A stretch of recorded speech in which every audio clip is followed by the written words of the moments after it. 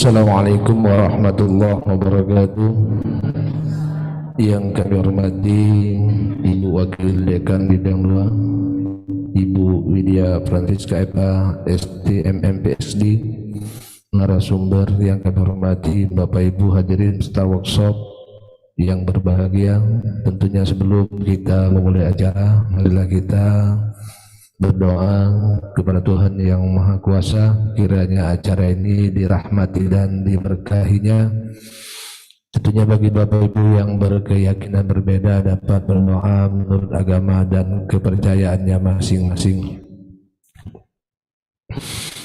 A'udzu billahi minasyaitonir rajim.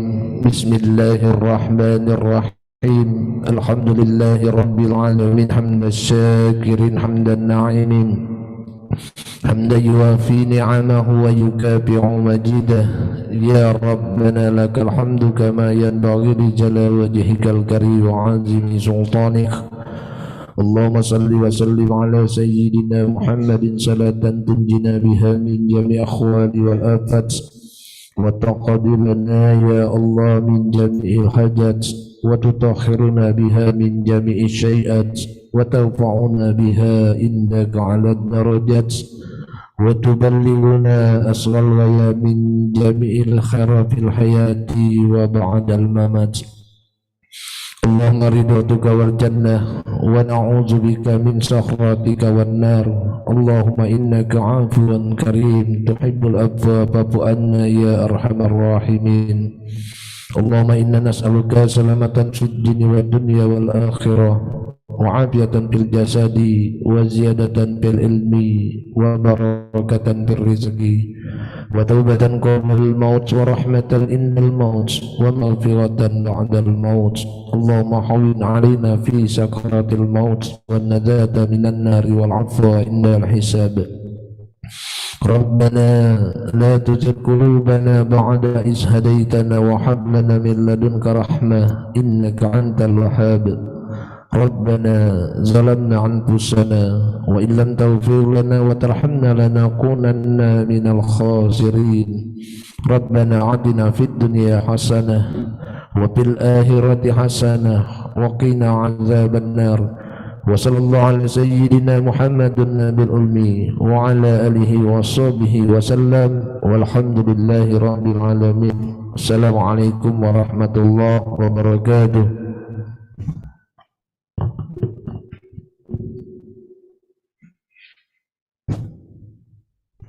Thank you for Mr. Amanci for leading us in prayer today.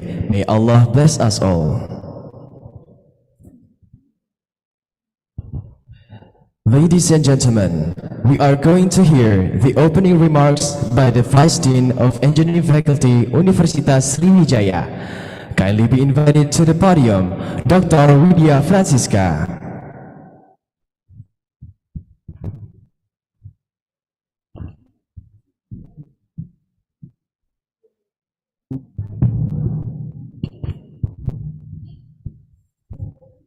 Bismillah. Assalamualaikum warahmatullahi wabarakatuh. Distinguished heads and secretary of the Department and Study Programs, distinguished keynote speaker, Professor Sahid O. Ajayi from Leeds Beckett University, United Kingdom, esteemed lecturers, and all the participants who we cannot individually name who attend today both online and online on our virtual Zoom meeting. It is with great pride and pleasure that I welcome you to our workshop on Elevate Your Research, Strategies for Publishing in High Impact International Journal. This workshop has been meticulously crafted with the aim of providing profound insights and effective strategies to strengthen scholarly works and enhance the prospect of publication in prestigious international journals. Please allow me to convey a request from our esteemed Dean of the Faculty of Engineering at Universitas Sriwijaya, who with deep regret could not be here due to unavoidable circumstances. Ladies and gentlemen, we are all aware that progress in the realm of research and education necessitates collaboration and effective dissemination of knowledge. In this context, active engagement and the dissemination of innovative ideas are at the core of what we aim to accomplish today in our journey as an academician. This workshop is tailored to guide you through the intricate yet rewarding process of writing and publishing scholarly books with a special emphasis on strategies to get your research published in high-impact international journal. In recent years, competition in the academic sphere has intensified significantly. Therefore, understanding effective strategies to confront these challenges is paramount for today's researchers.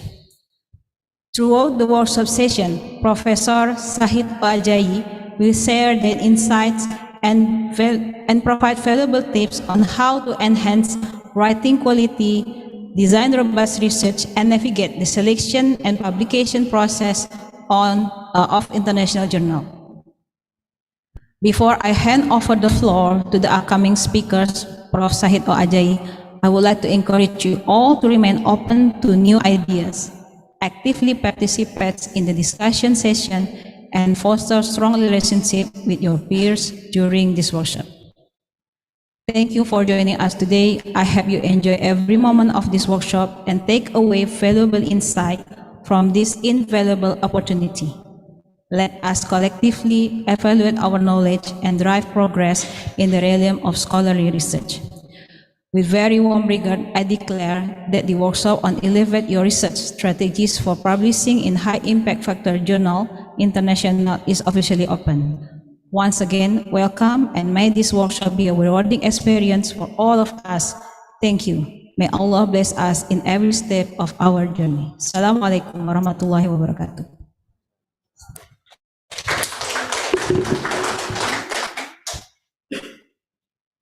Thank you for the opening remarks, Dr. Widya Francisca.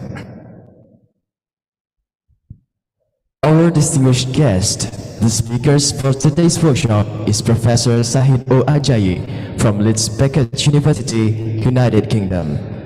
Professor Sahid is a professor of digital construction and project management and the director of construction informatics and digital enterprise laboratory within the School of Built Environment, Engineering and Computing. Professor Sahid's research interests are in building information modeling, BIM, sustainable construction with specific focus on waste management, competency-based modeling, and construction informatics, the use of digital technologies such as big data analytics, IoT, and machine learning in construction. This workshop will be led by one of our lecturers in Architecture Study Program, Universitas Sriwijaya, who is passionate in architectural heritage, peripheral village, and rural developments. Please welcome Dr. Ing Lisdan Prima, ST and Planning.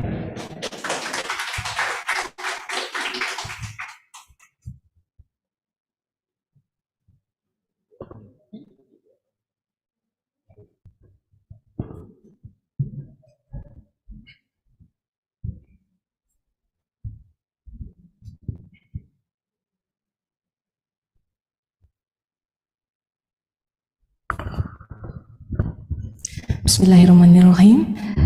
Assalamualaikum warahmatullahi wabarakatuh. Thank you for the MC for very nice opening.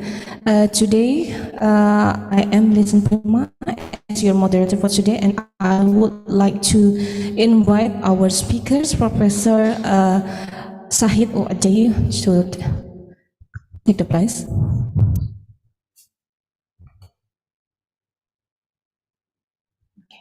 Thank you. Special for our speaker today, thank you so much, Professor, for coming here.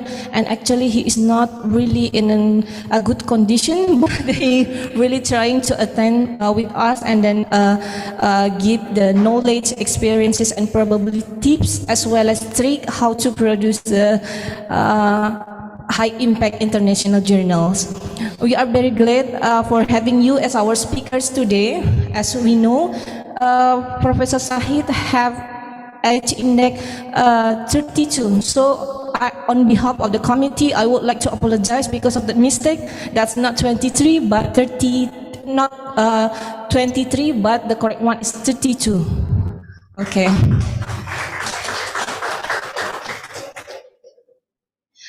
For the one who just start to learn to write qualified paper like me, it is so incredible.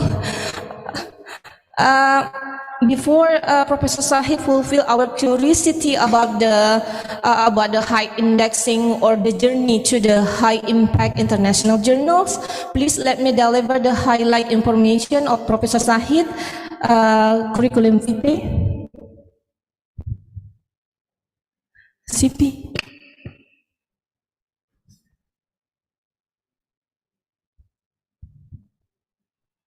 Okay, Professor Sahid have so many publishing, of course. I think it will take at least 1 hour if I mention it all. So maybe just some of, do you mind? It's okay, right? Okay, he's a professor of digital construction and project management and the director of construction informatics, digital enterprise.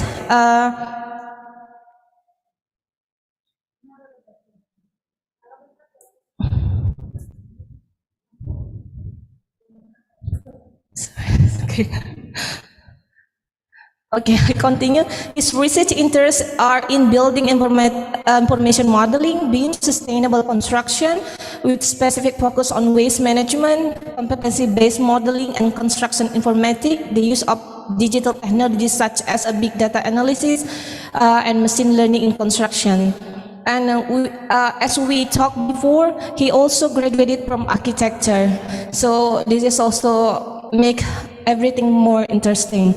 Okay. Next. Okay. Okay, I think everyone almost know your profile from the Sichito last events. So I would like to continue our program.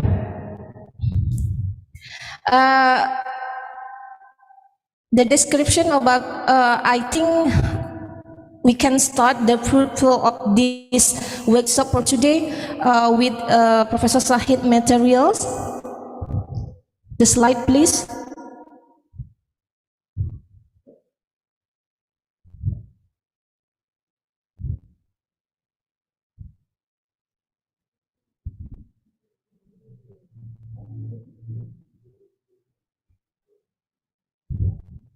Okay, Professor Sahid, we have been waiting for your presentation for today, and then the time is yours. Thank you. Thank you very much. First of all, apologies, my voice is not that great. So I've been negatively affected by the smoke, and it's been really difficult. But I hope you are going to be able to hear me clearly. So thank you very much for inviting me. I'm honored to be here today. It's been a pleasure. My stay here has been really, really great. Thank you very much. So today I'm going to be talking about how to get published in high impact journal. Some of the strategies, some of the things that we need to pay attention to when we are drafting the paper, and even what are the things that we can publish as well. Okay. So I'll be starting with why do we need to publish? Then we move to the processes of publication and peer review. So what are the things that we need to pay attention to? Then what can we even publish? Some of us, we are sitting on gold. We have things that we can publish, but we don't even know that we can publish them. So we are going to be talking about that. Then for you to get accepted in a high impact journal, how do you then prepare your manuscript? So these are the 4 things that we are going to be talking about today. So just go to the next. That is just my profile. Next, please. Next. Okay. So why should we publish? So we all know in higher education institution we have the concept of publish or perish. I don't know if they say that here in this country as well. You publish or perish. So in the sense that if you don't publish, that means you're probably not going to leave that one point that you have, and this is usually for every country anyway. So there's a reward in publishing, obviously, and such reward is going to include promotion in academic institution. It also gives competitive advantage. In the UK, where I come from, sometimes when you need promotion, you might not get it within your university. You apply to another university. So without having those publications, you have nothing to show for it. Okay. We also want to get our work to be quality stamped. We want to be recognized. When we publish, we get recognized, and we also contribute to our society. I was having a chat with some colleagues just a few days ago when we saw the smoke, that there should be research on this smoke. We should be doing some research there. We should be advising the government. So we make important contribution to the nation through our publication. And if you are a doctoral student, if you are publishing from your work, you're already doing your mini viva, because the reviewers will be giving you comments, which means you can use that to then improve your work. So publication is an important part of academic job, and it's just very rewarding. You get recognized, you get quality stamped, and then you get known by different people in that area. Next. Okay. So publication itself is, as we know, is a team effort. It's not something that you just do on your own. I want to publish. No. You submit your paper, okay? And with that, you as the author, you have part to play in order to get published. But there's also editorial board who also have part to play. We also have reviewers who have part to play. So we are everything. We are the author. Some of us are also the reviewer. Some of us are the editorial board member, and the editor is going to make decisions. So for you to then get published, it means your paper would have gone through all these processes. So they would have checked it, they would have evaluated it, they would have known that it's going to contribute something to that area. It's not just, I want to publish and you publish. So it has gone through that quality assessment procedure, and you get to validate your work through that process. And I keep mentioning the doctoral research as well. If you are studying for your PhD, you get your work review like that. That means you have another high that is different from that of your supervisor that have also checked your work, so which is really great in that sense. Next, please. Okay, so for us to publish, there are some skills that we need to develop.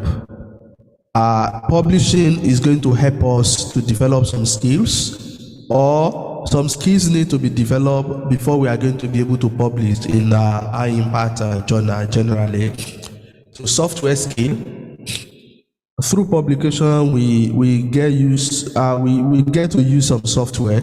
If we are, for instance, we are quantitative researcher, it might be that we are going to be using some quantitative data analysis tool like SPSS and the likes.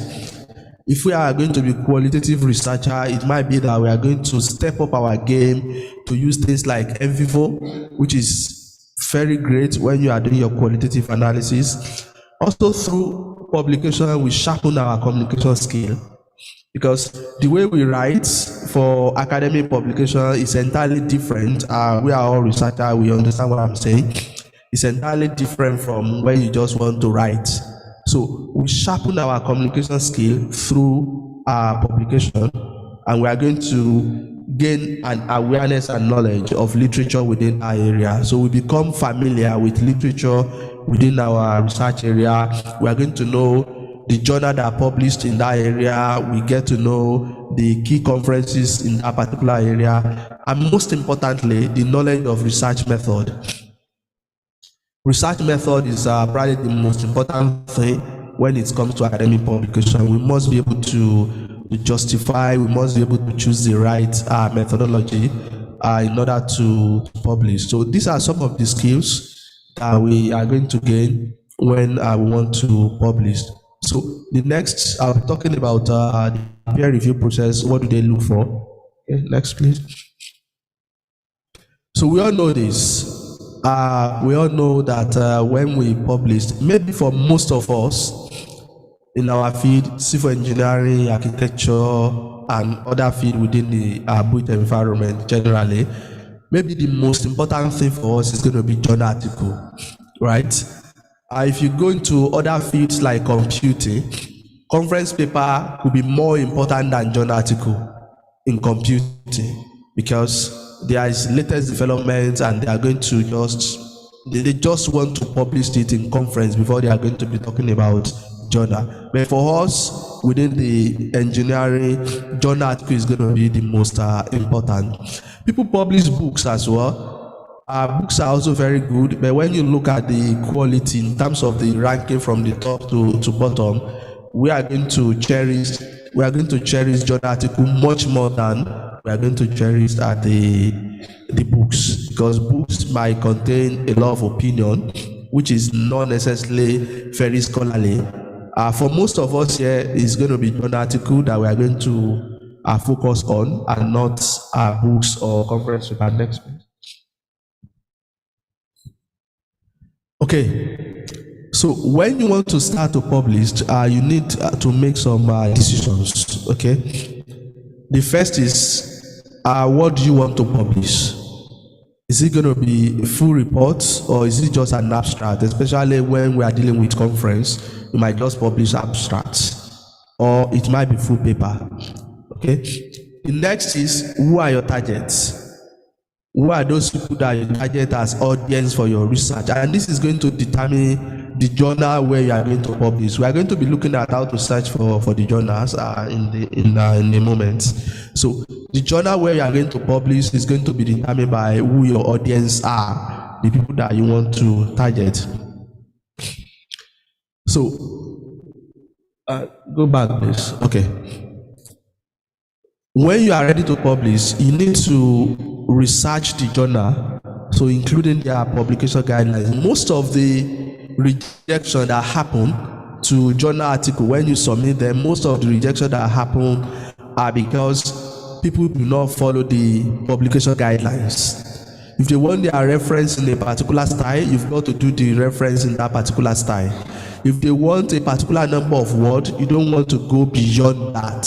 So most of the desk rejection that happen are usually because we fail to follow the publication guideline. Before you are going to submit there, you need to understand what are the requirements in that particular journal. Okay, so you know your audience. So for you to publish then, so which journal are you going to be looking at? So one key thing that you are going to use to decide where to publish your work is, which journal have you cited most? Okay, when you are writing your manuscript, which journal have you cited most? If you have cited a particular journal most, it's likely that your publication, your paper is going to fit that journal more than any other ones. Okay. The next is, you need to check the publisher website. Go back, please. So you check the publisher website to decide on the publication outlet. What I mean by publisher here is when we talk about Taylor and Francis, Science Direct, Sevilla, Emerald. You check their website so as to determine which journal are you going to submit your paper to. And I'm going to show you the journal finders, which most of them have now. Okay, so journals that have published similar work, especially those that you cite, those are very, very important. Okay, the abstract and the introduction should be straight to the point. Okay, it should be straight to the point. It should be something that anybody want to read. Most of the time when you want to make your introduction to be very catchy, you want to bring finance into it. You want to bring things that are important to people. Like we are talking about financial benefit, you are talking about the health benefit, you are talking about something that is about life and death. Things that are very important to people. You want to bring figures in that first page of your work. That will make it exciting. That will make a publisher to be wanting to publish your work, because all they want is that you submit your work, they publish it, and they get it cited. That's their joy. They want to publish work that are going to be cited. That is the essence of publication by journals. Because the more they cite your work, the better for the journals in terms of their ranking. So if it is well written, if it goes straight to the point, then it's going to be attractive to the publisher. And if possible, it's better to decide even before you write that, okay, this journal, this paper that I want to write, I want to submit it to this particular journal, and you then follow their guidelines right from the beginning. That is if it is possible. If not, you can still decide later on in the process. Okay. For you to find the journal, okay, so you might want to seek guidance from experienced colleagues. We have experienced colleagues within our department. You can ask them. That's a possibility. You might also want to have some oral presentation of your work before you even write. Discuss with people. Is it going to be something that a journal want to publish? So you might want to decide before you even start writing, so that you are not just going to write something that will not be publishable.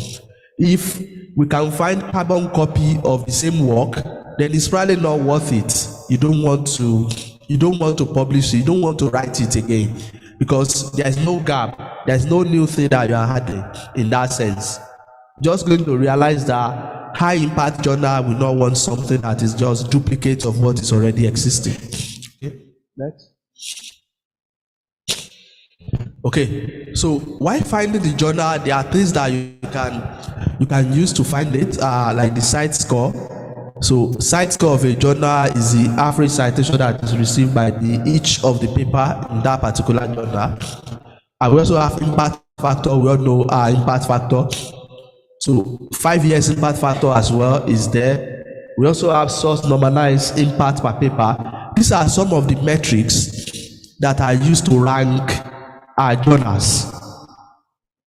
So the better rank the journal, there is a high tendency that journal is going to be Q1, which is what most of us want to achieve.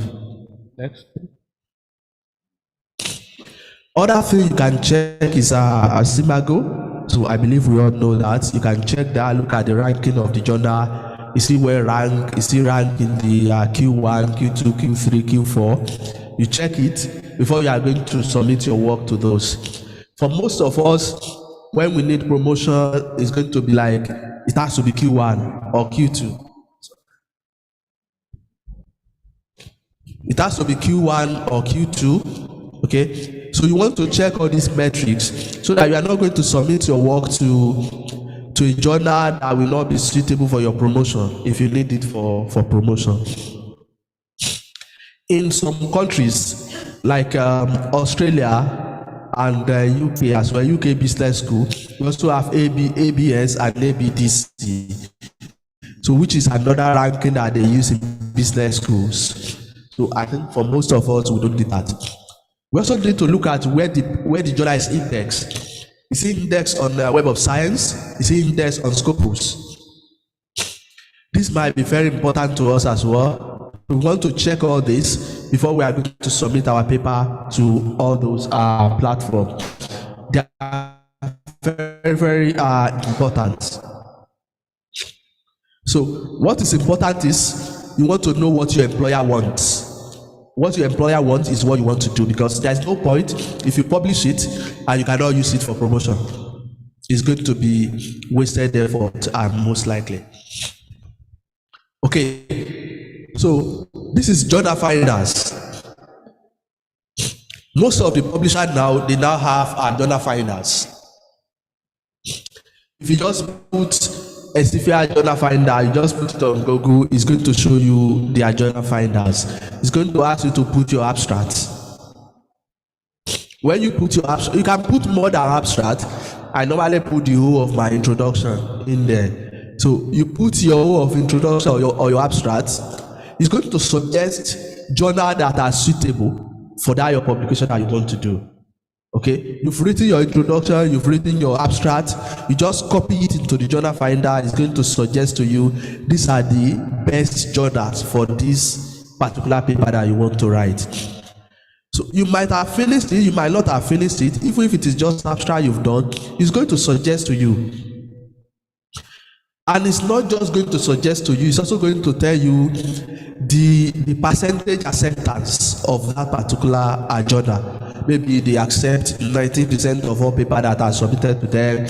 Maybe they accept 10%. It's also going to tell you the duration, like how long will it take for them to review it by the time you submit it to the time that it's going to be accepted or rejected. It's going to give you indication of the time. So which is another thing that you get from the journal finder. We have it on Esifia, we have it on Wiley, we have it on Taylor and Francis, we also have it on Springer. So you use this, these are very, very important. They will help you to know where to submit your work to. Okay? So one thing that I normally tell people here is that as much as you want to publish, the publisher also wants your paper.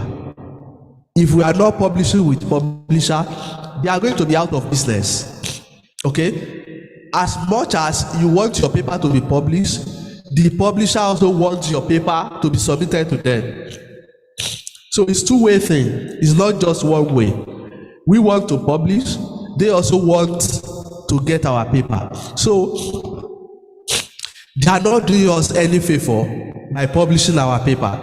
We are helping each other. We help them by submitting our paper to them. They are not paying us, and we submit our paper and they sell it.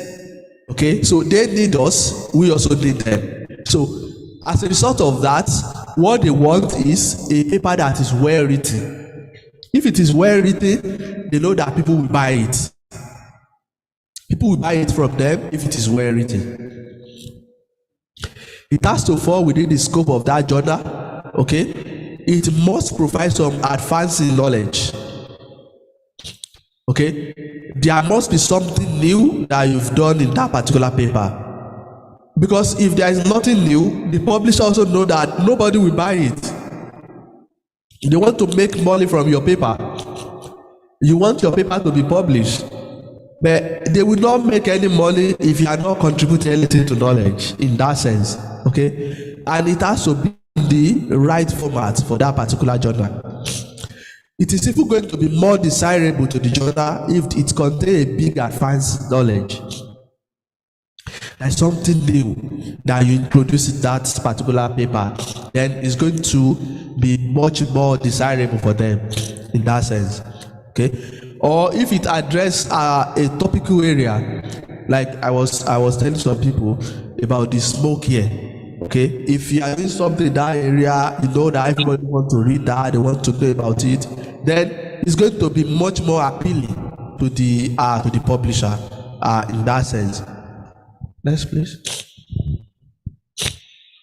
Okay, and why we publish, I put this, I call it 7 deadly sins. Okay, 7 deadly sins. These are some of the things that people do really in academia. Data manipulation is something that we have to be very careful of, okay?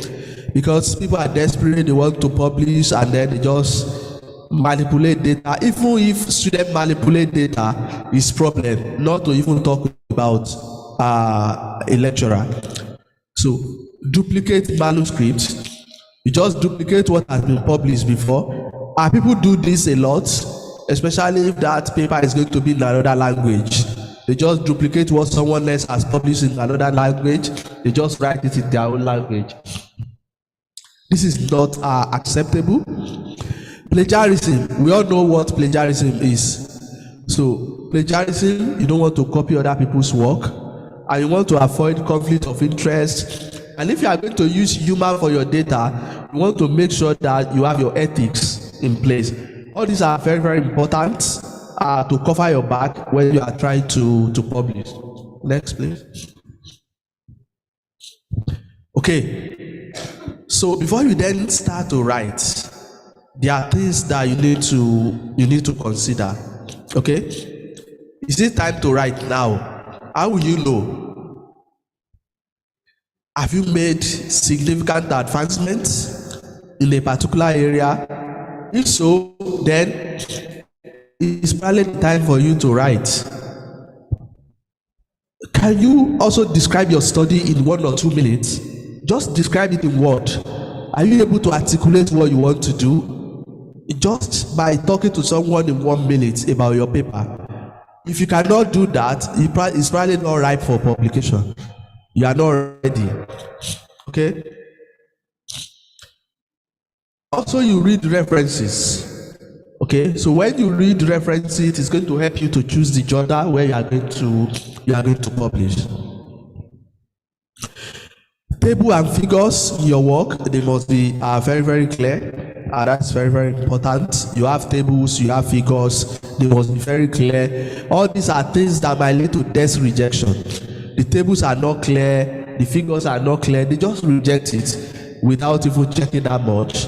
Even if it is a good paper, even if you are contributing to knowledge, but because it has not been well presented, it's just going to be rejected. Also, you need to think about whether you need co-author. So co-authorship is very good. Okay, it's very papers that have co-authors, they are most likely to be cited than single author paper, because you as the author, each of the author will want to cite it. Their friends or their colleagues, their collaborators will also want to cite their paper. So it's most likely to be cited more if you have co-author. But you need to consider what qualifies as co-author. If someone has not contributed to the paper, there's no need for them to be co-author on that paper. That's why they call gift author. Gift authorship. That is not very, very ethical. So it's not gift authorship, it has to be co-authorship. So they've got to do some things on the paper before you are going to get their name onto it. Next, please. Okay. Outline. We all know this, I believe. And I'm going to talk about what we expect in each of these different sections. We have our abstract and keywords. Keywords are very, very important because those are the things that will make your paper to be searchable. The keywords are, most of us, what we do is that when they ask us for keyword, we just put anything we like. It's not going to give our paper the visibility that it deserves if we are not if we are not very deliberate about the keywords that we are going to put in our paper. It's very important. The abstract should also be straight to the point, very short. We all know this. We have our introduction and literature review, so which should be very catchy. The introduction particularly should be very catchy. We want to go straight to the point. We want to use statistics where possible. We want to tell people about the significance of our paper at that point. We have the method, which depending on whatever we want to use, is going to be different format. The results, we all know discussion, conclusion, and the list of reference. There might be others as well. After that, maybe acknowledgement, maybe method statement, and some others. Next. Okay. So the peer review process. The peer review process is going to vary from one journal to another. For some journal, I remember some years ago, I was still studying for my PhD. We submitted one paper and then we got like 7 reviewers. Crazy. 7 reviewers for a PhD student work. Yeah, so it's going to be different, but usually you have 2 to 3 reviewers. So 2 to 3 reviewers, and you are going to be surprised to see that there might be contradiction. One of them will say that the method is good, the other one will say that the method is rubbish. So it's just opinion of all these reviewers, and we still need to respond to each of them in a way. We don't get angry. If you cannot tolerate failure in publication, you're probably not going to benefit from the sweetness of acceptance. We all have our paper rejected. It's normal thing. It's normal for papers to be rejected. I still have my papers rejected up till now. It's normal. So you have papers rejected, you have papers accepted. The only thing is that you don't want to be getting rejected every time. Okay, so and how to achieve that is to ensure that you consider journal that is suitable for what you are trying to write. Irrespective of the journal where you are publishing, the peer review is just the standard for every international journal. It has to go through that peer review process. So they are going to comment on the quality of your work. They are going to comment on everything, even the way you write it, your contribution to knowledge, the way you present your paper. Also, some papers will not go for peer review. It's just going to be desk rejection.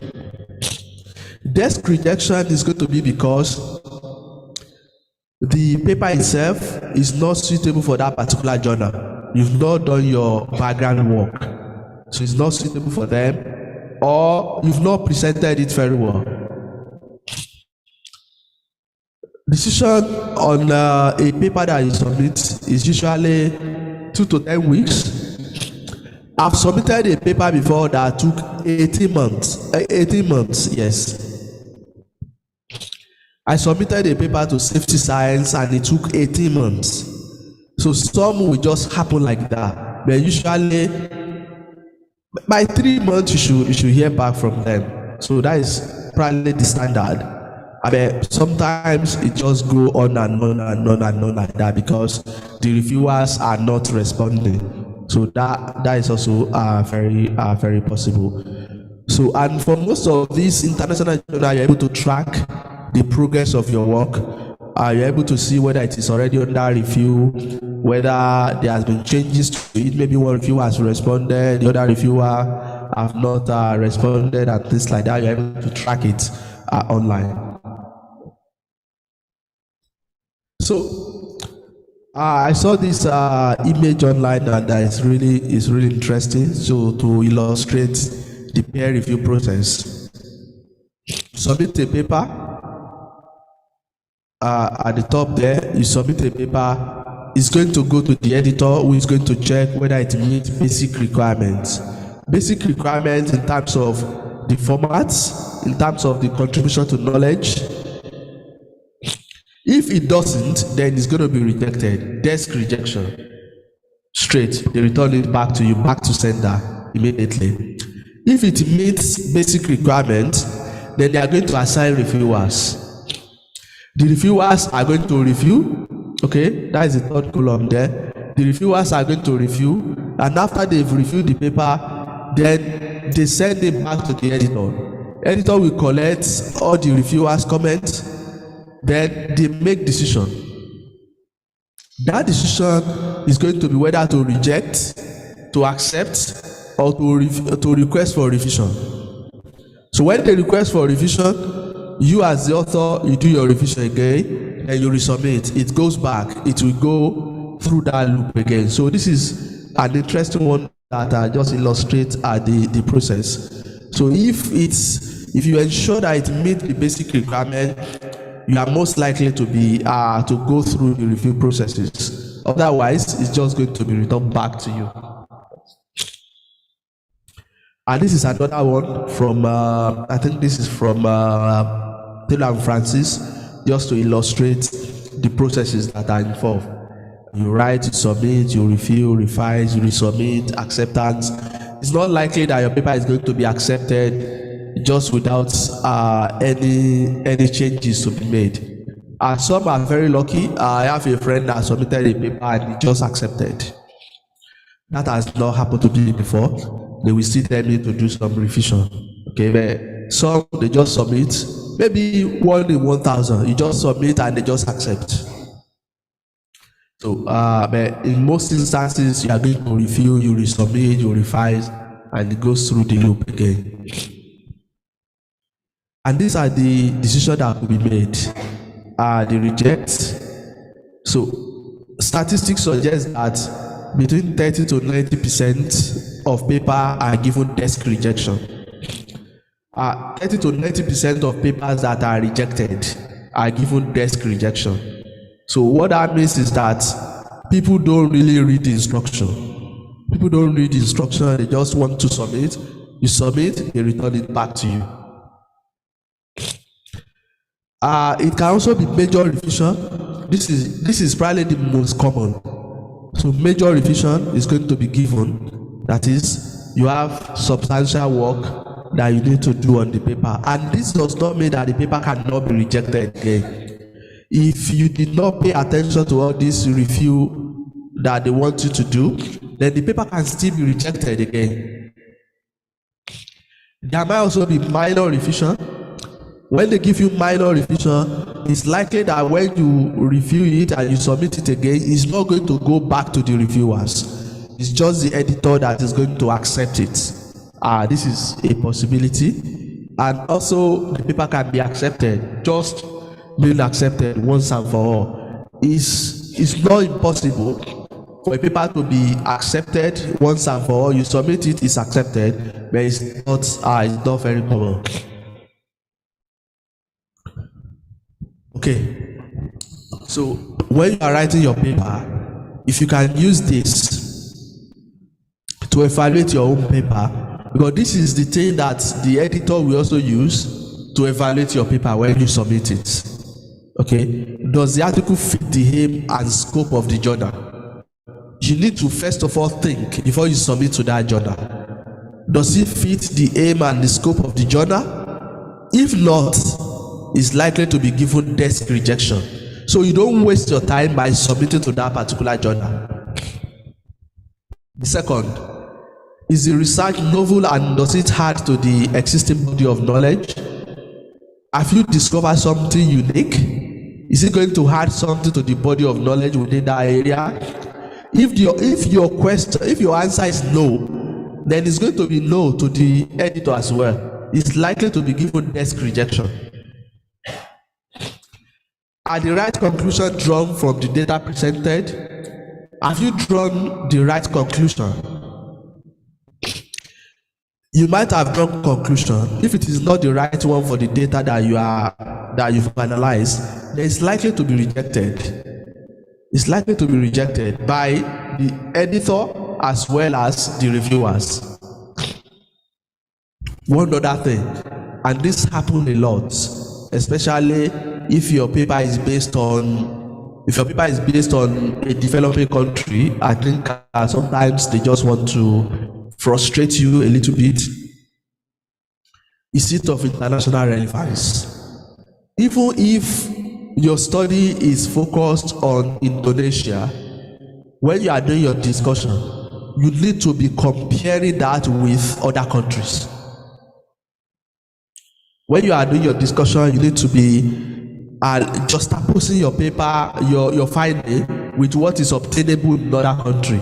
That this is similar to what is happening in this particular country. This contradicts what is happening in the other country. So you want to make sure that you just oppose it with other country. You are not going to collect your data in every country, obviously. You collected your data in Indonesia, your findings for Indonesia. But when you are discussing, you want to make sure that you are bringing that international context into that your discussion. It's very, very important. If it is not internationally relevant, all these top journal, they will just tell you that it's not suitable for their journal. Okay, bring that international element into it. And the last one, is it well presented in proper English? So this happened to some of us that we are not English, including myself. So you need to pay attention to that writing to make sure that it's going to follow one standard English. You see British spelling you are using, you see American that you are using, and you want to make sure that the expression is going to be top notch. So that's very, very it's likely to then have acceptance much more than the one that has not been evaluated. So the peer review process again. Sometimes the reviewer comments could be hurtful. Okay. Sometimes they give you comments and you feel like crying. Yes, it happened to everybody. The one I was telling you that we have 7 reviewers. I don't know whether it's a guy or a lady or whatever. We're just writing like, you have this number of authors. Is it that there is nobody among you that can speak good English? So they are just writing rubbish. I also have a paper. The paper that I used 18 months. The reviewer comment itself was 3,000 words. The comment that is written by the reviewer is 3,000 words. I have it. I can show you on my laptop when I bring down the laptop. That was about 4 years ago. The reviewer wrote 3,000 words as comment on a paper that is 8,000 words. So just one reviewer, very long. And that's why it took him 18 months before he got back.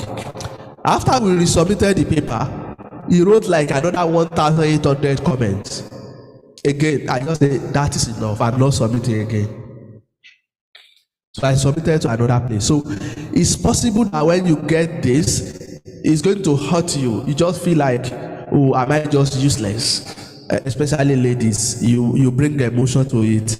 Yeah, so you just feel like, oh, am I this useless? No, it's not about you, it's about your paper. It's your paper that is useless, not you. Okay? And it's to them, not to everybody. The same paper that someone says is rubbish, another person can say this is fantastic. So you don't let that affect you. Okay? When you receive it, close it. Okay, close that email, relax, then go back to it. Go back to it later, highlight those things that they are saying. Is this something that you can do? If you cannot do it, it's not the end of the world. Submit to another place. It's not the end of the world. If it is Q1, there are a lot of Q1. Okay, so don't let that affect you. But one thing you need to know is that if you cannot tolerate all these hurtful comments, you are not going to celebrate your paper being accepted. You've got to get them. We are the reviewers. You are the reviewers. You are the one that writes all those bad comments. It's only that someone else is writing it for you at that particular time. Some people, you think you are fighting. When they are reviewing paper, they will just do it as if they are fighting. And it's not about that. It's about the work, not about the owner of the work. So sometimes the comments can be contradictory. And when you want to respond, in case of something that is contradictory, you just use their head to hit each other. Okay? Just say, the other reviewer said this. And you put reference. So it is possible. Also, don't ignore their comment. Even if it is stupid, you don't ignore it. Because at that point, when they are reviewing your work, you are not there to defend it. And if they say no, it is no. If they say yes, it is yes. So you want to make sure that you pay attention even to their silly comments. It's very important. You need to respond to all points. The most silly comments that they made, the good one, even if they made the good one, you still say thank you. It's very important. You see, you want to be polite because you don't know them. They don't know you as well. Most of the time they don't know you. Most of the time you don't know them. So you just want to make sure that you are polite as possible. Okay? So that is what you need to do. And all the changes that you are going to make should be explained with page and line number. And in line so these changes was done. Because you don't know them, they don't know you. You just want to make sure that you respond to them, you are polite, and you appeal to their sympathy. You want them to accept your work. So you just appeal to their sympathy. They just say, oh, this person has tried. This person has tried, then let me recommend the paper for approval.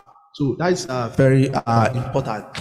Also, you still see editor's comment. You need to respond to the editor's comment as well.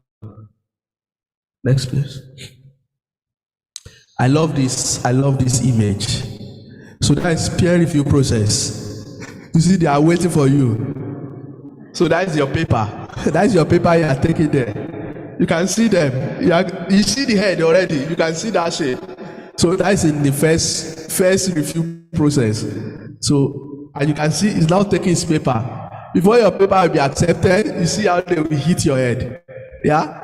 So it's just normal thing. Okay? So he's taking his paper to them, and everybody is going to be hitting it.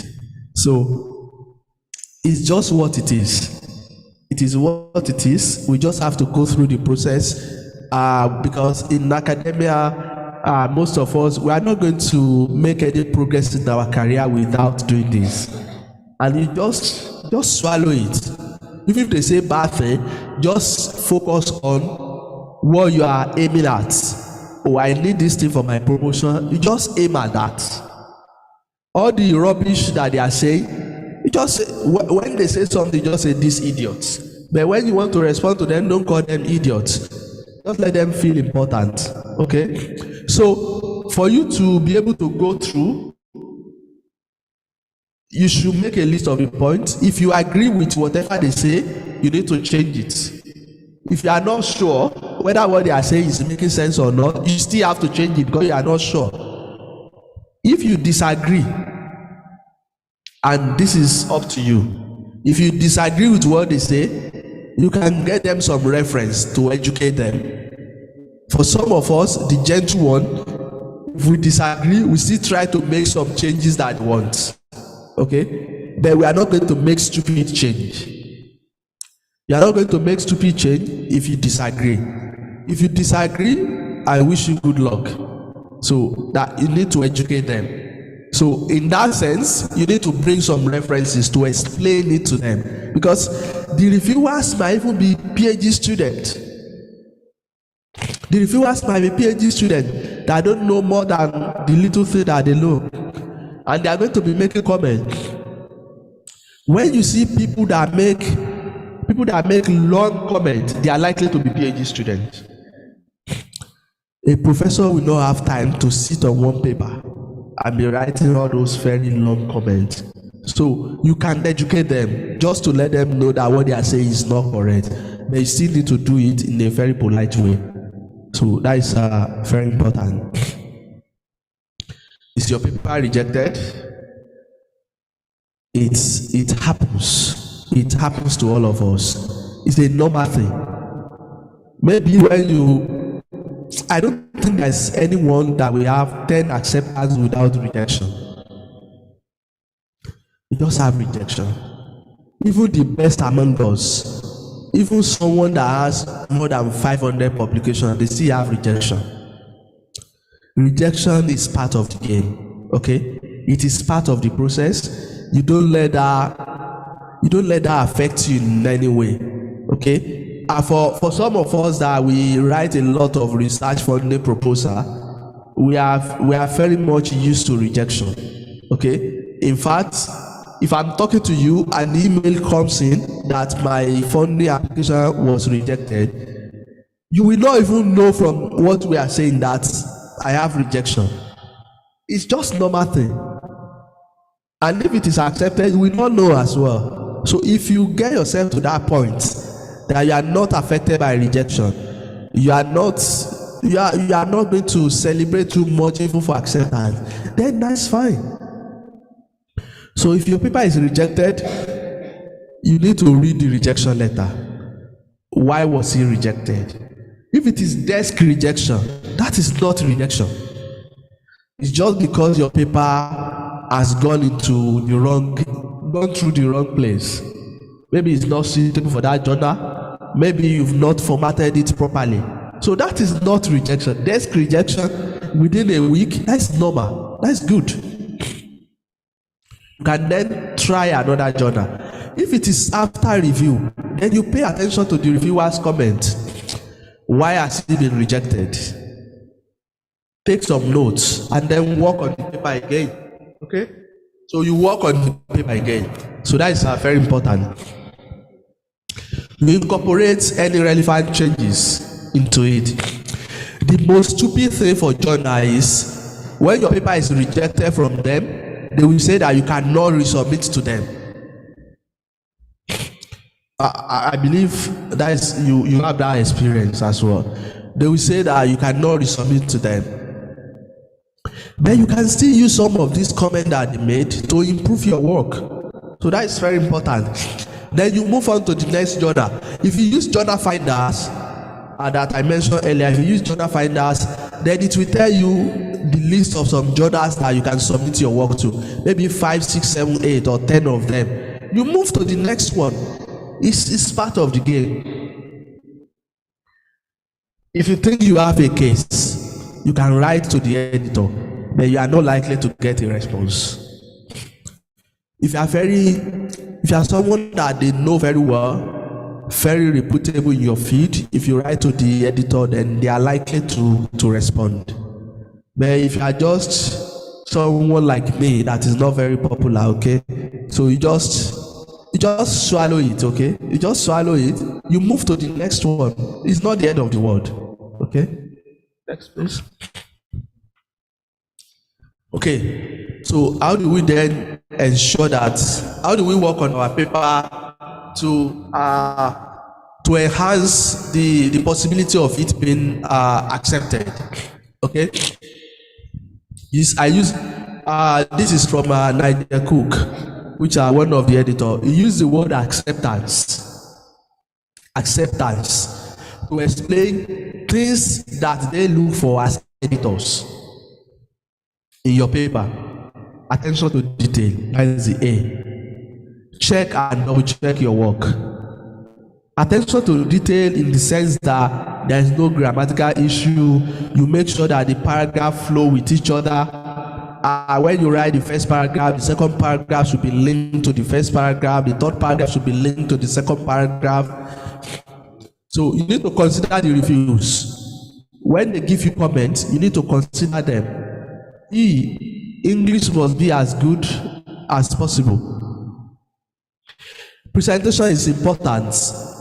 You don't use different fonts. If you as a lecturer, if a student submit assignment to you and they use Arial in the first page, they use Times New Roman in another page, they use another font, you are going to be annoyed. So you want to make sure that you also do it properly. You format your work very well. When you have a table, you want to make sure that it's properly formatted. When you have figure, you want to make sure that it's going to be readable. That's very important. T, take your time with revision. Don't rush it. All the comments that they give you, make sure you pay attention to each of them. A, acknowledge those who have helped you. So if it is acknowledgement, you put them in acknowledgement. If it is for them to be part of your co-authorship, then you include them as part of your co-author. And new, original, and previously unpublished. Your work must be original. It must not be something that has been published before. C, critically evaluate your own manuscript. Read it yourself. Put yourself in the position of a reviewer. Read it. If you are a reviewer, are you going to accept it? And the ethics. Ethical rules must be obeyed. Okay? Research ethics is very, very important. Next, please. Okay. So, what can I publish? There are different things we can publish. We all here, we are, I think most people here are from civil engineering, architecture, chemical engineering as well. Okay, so what can we publish? You can publish literature review only. It's acceptable. You need to be very smart with the way you are going to write it, but literature review is possible for you to publish. You can do systematic literature review. What are the things that people have done in a particular area? And most of the systematic literature review, when you publish them, they are most likely to be cited more than even when you collect primary data. Because you are going to do a review in that area and it's going to be very holistic, very broad. So you can do bibliometric analysis as well. All these are review. You can publish a review paper. Think about it.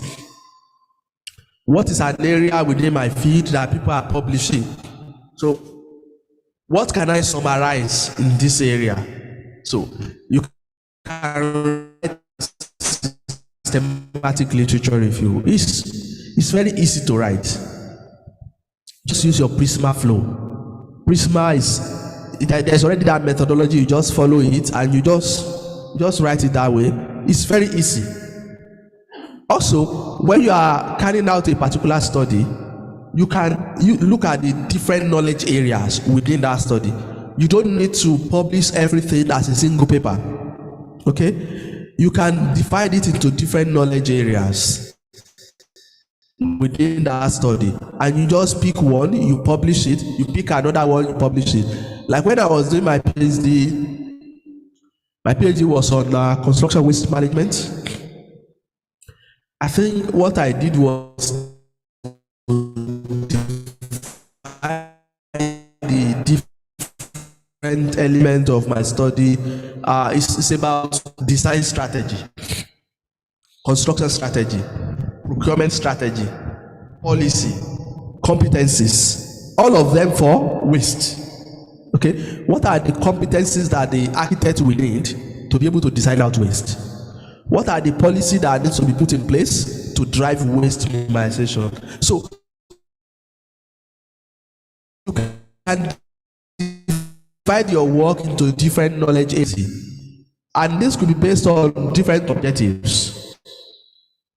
You'll be surprised that some of us, we can have some of us that finished PhD 10, 20 years ago, and they've still not published the study from that PhD. Maybe they published only one paper. I will call that waste of papers.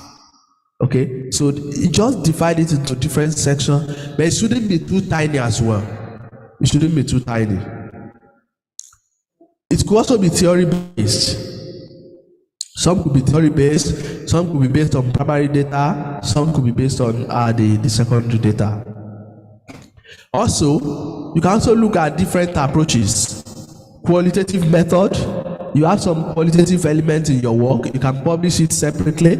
You have some quantitative elements in your work, you can publish it separately. So think about it. I want to carry out a study in this particular area, then you itemize what are the potential things that I can publish. So this is very important as a starting point. So before you then decide that I want to publish it in an international journal, check this again. Have you done something new and interesting? If it is not interesting to you, it's probably not going to be interesting to others. Have you checked the latest result in the field? If we can find a carbon copy of what you are trying to publish, nobody is going to publish it. Your study should be a little bit different from what other people have published. You can then ask, if it has been published in the UK, can I publish it in Indonesia? Yes, you can. But you've got to tell us in your justification that findings from the UK cannot be applicable to Indonesia. Maybe because of difference in governance, maybe the difference in culture. But if it is not something that has to do with culture, government, it means the finding in the UK is the same thing as the finding in Indonesia. As a result of that, maybe you don't need to publish it. But if you can justify that it is different, then you can publish it. Have the findings been verified? Have you verified the finding? Yes, then you can publish it. Have you put appropriate control in place, especially those that will do laboratory experiments? So have you put the control in place? Does your finding tell a nice story? So it has to tell a nice story. You want to tell a story. You want it to flow very well. Okay? So is the work directly related to a current hot topic? Okay. You see, at different stages, you have things that are going to be very important to people in a particular area or in a particular country. So if it is something related to hot topic, then it's going to be really interesting. People are going to like it. Okay. So we need to make sure sometime for some of us, when we see conference, when they have when we see call for paper for a conference, we don't even have a paper that we want to write for. But we look at the conference, we look at the different areas, and we just feel like, oh, I can write paper on this area, right? The same thing you can do when something is just happening. Something is just happening around the world, and it's related to your field. Then you can write a paper on that particular topic. At that point, in fact, your paper is not going to go through very rigorous peer review process because you are contributing to hot topic at that particular point time. Have you provided solutions to any difficult problems? So if that is the case, it's likely to be accepted. Next, please. Right. How do you then prepare your manuscript? We know that paper could be accepted, paper could be rejected. How do we prepare our manuscript to ensure that is the tendency of it, the likelihood of it being accepted is going to be more than the likelihood of being rejected? We know that these are the different sections. Anyway, you have your title. Title should be something that will go straight to the point, very catchy, not too long. And then you are going to have the different sections: the introduction, the literature review, method, result, discussion, and conclusion. If you write systematic review, there's no need for literature review. It's just going to be from introduction to method to results to discussion and conclusion, like that. Next, please. Okay, for your title now. Title has to be concise, straight to the point. Avoid unnecessary jargons. You don't need a lot of jargons in your title. Okay? Uncommon abbreviation, you avoid that. If it is not very common, you don't put abbreviation in your title. And the title should be something that is going to attract the readers. It has to be complete as well. Avoid something that will be ambiguous. It should be something that everybody can relate with. Fewest possible words ever. So if you can do it with 8 words, 5 words, that is fine. But don't let it be more than like 14 words. It's going to be getting too long at that point. And the title should be able to describe the content. It's very important. Next, please. And this is for abstracts. Your abstract should be very informative. That is, it should summarize the whole article in a very concise manner, not too long. And it should be indicative of the content. It should tell us what is covered in the content, and it has to be structured. If it is a journal that requires that you should put headings. For instance, if you are publishing on Emerald, they will ask you to put headings, like the purpose, the method, the finding, the implication. They want you to put those headings. If you are not publishing on Emerald, most others, they don't want headings. They just want you to follow that pattern. So this is going to be very important because this is what everybody will read first. Next, please. So again, on abstracts, so you have the purpose, you have the method, you have your results, you have the originality, and you have your implication and the research limitation. So some of the common mistakes that people make when they write abstracts here is that they put too much background information. Like, instead of them to just write maybe one sentence and then go straight to the aim of the study, they keep writing background information. It's just going to be too long in that sense. So you don't want to write too much background information in your abstract. In fact, you can start your abstract with him. That is acceptable. That is good. But writing too much background information is not going to sell your article very well. Also, some people will put reference in abstracts. You'll be surprised as a reviewer when you see all these things. You'll then be thinking whether it has even gone through anybody before they submit it. No need for reference in the abstracts. Too much abbreviation in abstracts. You don't have the opportunity to have explained the word first. That is the abstract. That is the first time you are mentioning it. We don't want too much abbreviation in that. We don't want too much acronym unless it is something that is very common. If not, we don't need it. Figures or image.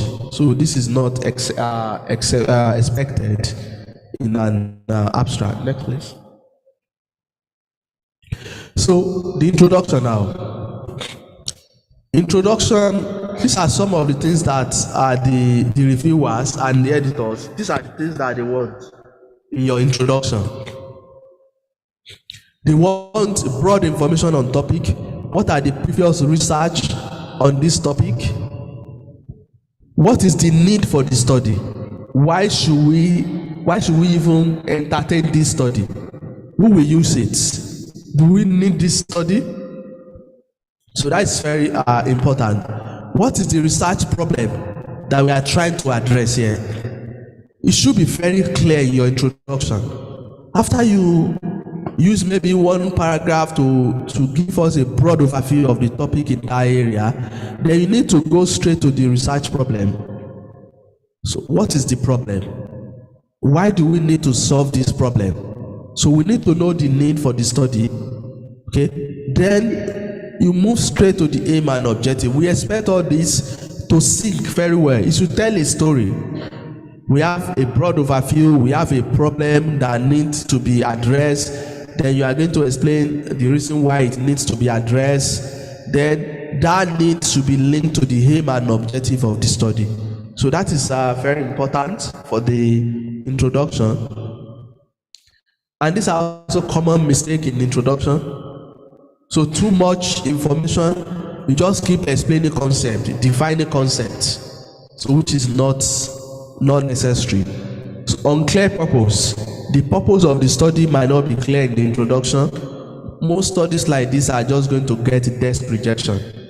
Also, people list. They use bullet points or use 1, 2, 3 to list in introduction. This is not expected. Okay. Structure might not be very good, and some people might be using first person pronoun.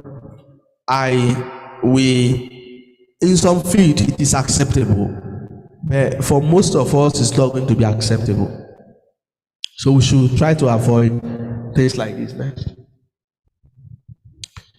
So the methodology now. Your methodology should be able to describe the study in a way that is going to facilitate repeatability. That's what we want to achieve with methodology. There are things that we are going to expect in the methodology. Why have you used a particular methodology? You need to explain. Let's assume you are saying that for some of us that use questionnaire, you are using questionnaire, you are using quantitative method. You need to tell us the reason why you are using quantitative method. After you tell us that, you also want to tell us the reason why it is questionnaire. After you tell us that, you still need to tell us the reason why it is online questionnaire. You tell us that, you need to tell us who are your respondents. Why are they the suitable respondents? So you want to justify everything. Every single thing needs to be justified. So that's very important for the methodology. You need to convince us that I've used the most appropriate method. This is what international journals will want you to be able to justify. Although some of them will look like I'm repeating what everybody knows, but we still want you to repeat it. It's very important. So if you If you collect data in a way, you explain it. If you analyze it in a way, you need to explain it. And how is that data analysis method relates to the aim and objective of your study? So that is very important. If you use any statistical method, you need to justify the reason why you use that statistical method and how. How have you done it?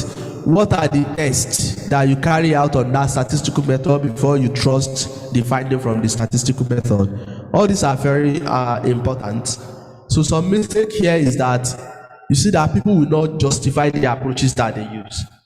Justification and methodology, they cannot be separated. You need to justify the reason why you are using a particular methodology. It's very, very important. You need to justify it. So here you need to put a lot of information about your method, the reason why that method is the best, and how you have used it.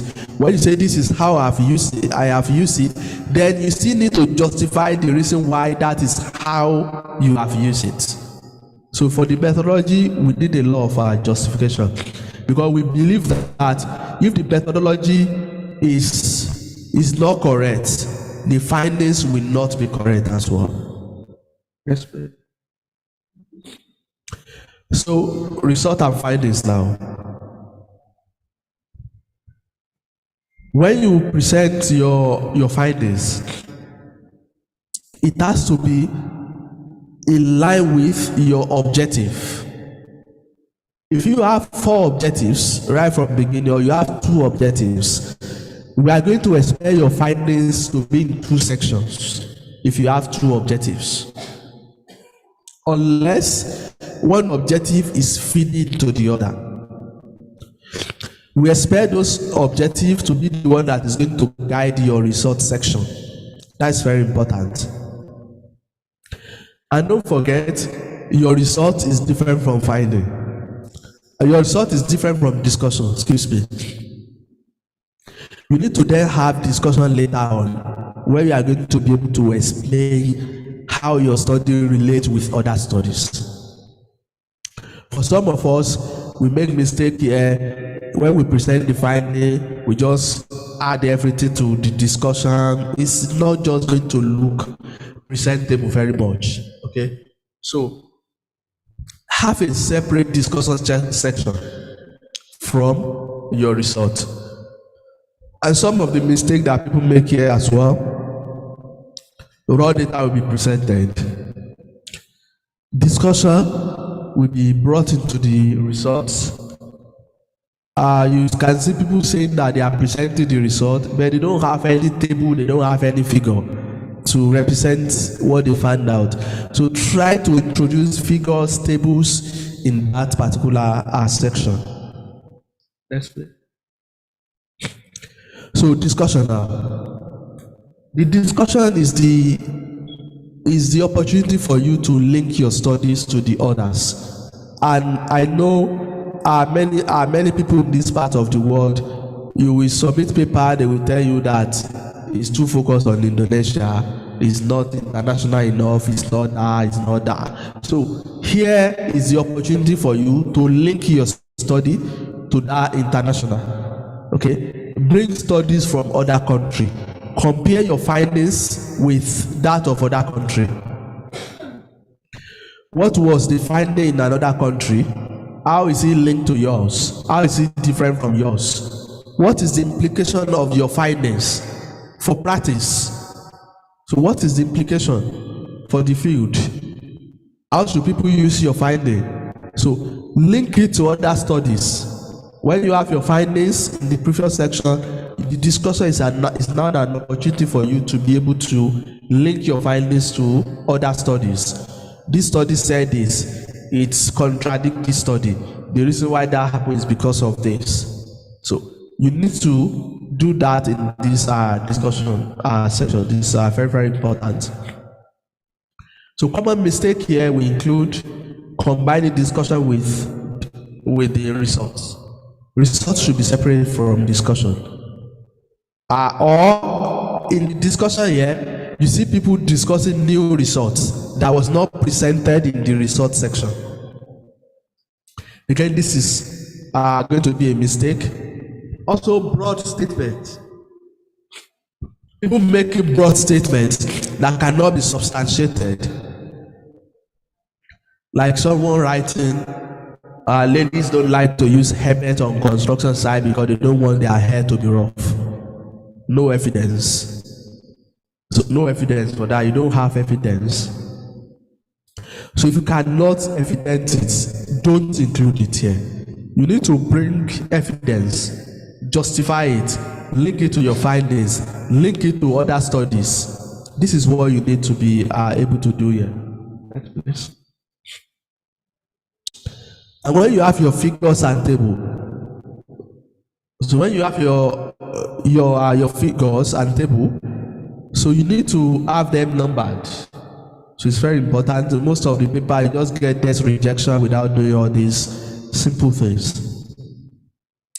It has to be numbered. We all know that when you want to name a table, you name it at the top. A figure, you name it below. So these are basic check that editor will just do before they are going to send your paper for review. If you begin to then make that mistake, they won't even trust your expertise. When you have figures, it should be visually representing your results. It should be very nice. It should be something that people can read, not something very tiny. It's very important that the figures should be very clear, very, very important. And before you even present your figures and table, you must have made reference to them, maybe in the previous paragraph, just for people to know that figure is coming, table is coming later on. So that is also very important. Your table, your figure, they must have high resolution, they must be legible, people should be able to read them. So all these are very important for the presentation of your work. So, some writing tips now. When you write, some of us will like to write very long sentence, very long, so that it looks professional, right? You don't need it. Make it as simple as possible. And I don't mean that everything should be half a line. No. You can join them together in a way, but don't make it too long.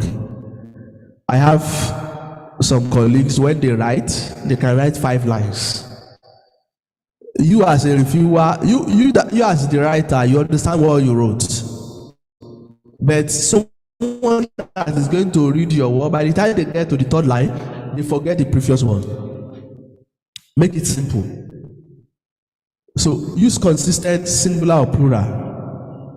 So it's very important. You see, American or British English that you want to write, write it. If you want to use British style, use it. If you want to use American style, use it. So you just need to be consistent throughout. It annoys the editor when they see you just switching from one to another. They can even give you desk rejection for this. Integers less than 10 should be written in words. 1, 2, 3, 4, 5, 6, 7, 8, 9. We write that in words. From 10, you can write it in number, in figures. We should also try to avoid short forms, contraction. Isn't, don't, we all know this. We should also avoid repetition. In addition, also. So we did the same sentence. That's tautology. Personal pronouns should be avoided. Try to avoid personal pronoun like I, we, and the like. So if your abbreviation is non-standard, then you need to define it at the first use. When you use abbreviation, you need to define it in the first place before you are going to keep using them. Distinct sections and paragraphs. It should be very distinct. Not like you write a whole page without dividing it into paragraph.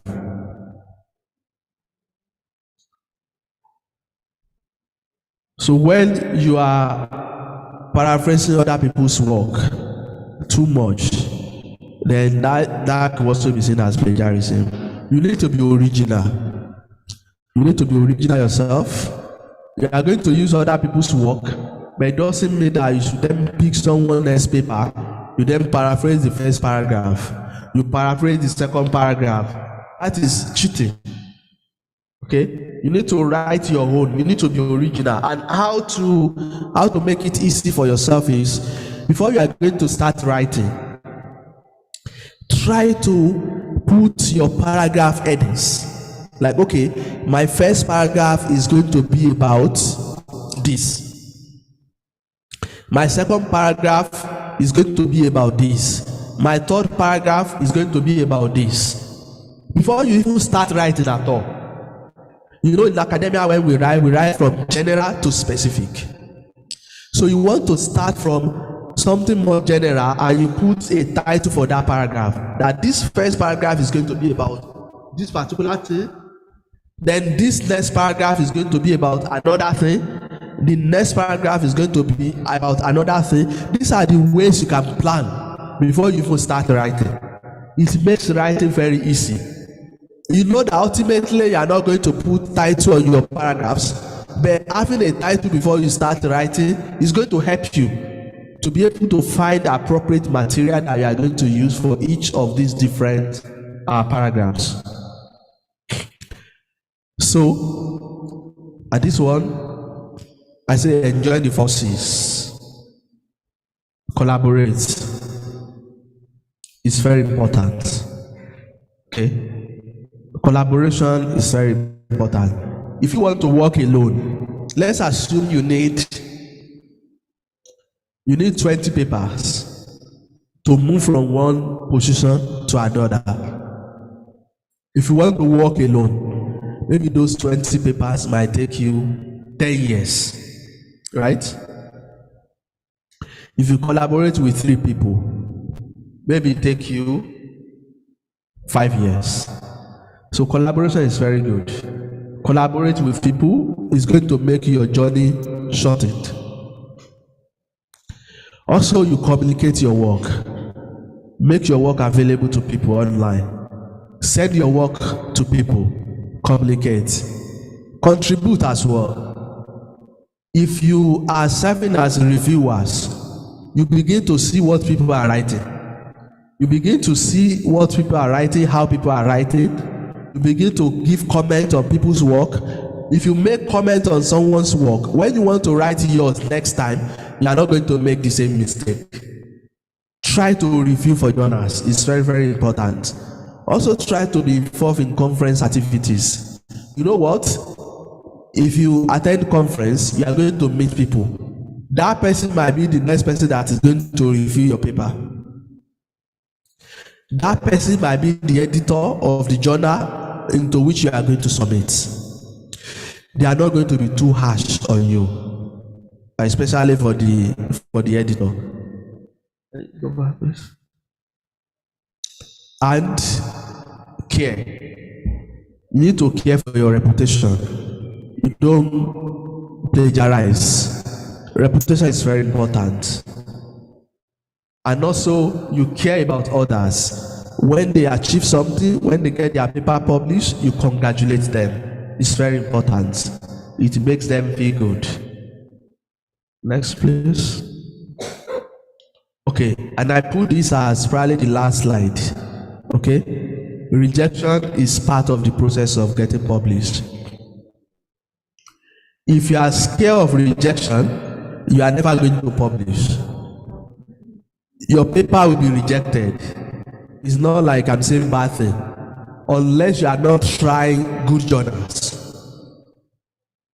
If you are trying good journals, your papers will be rejected. And if it is rejected, you learn from it, you rewrite it, then it will be accepted later. So rejection is part of the process. The more scare of rejection you have, the more likely for you not to publish at all. So when you get your paper rejected, you might feel bad about it, but people like me, I don't feel bad about all those things. So before I got my first paper accepted during my PhD days, I think it was rejected like 7 times. 7 times for a PhD student is sad, isn't it? But by the time I got the first one accepted, within 3 months, the second one accepted, and I just felt like all these rejections are just learning process. So it's going to be part of it.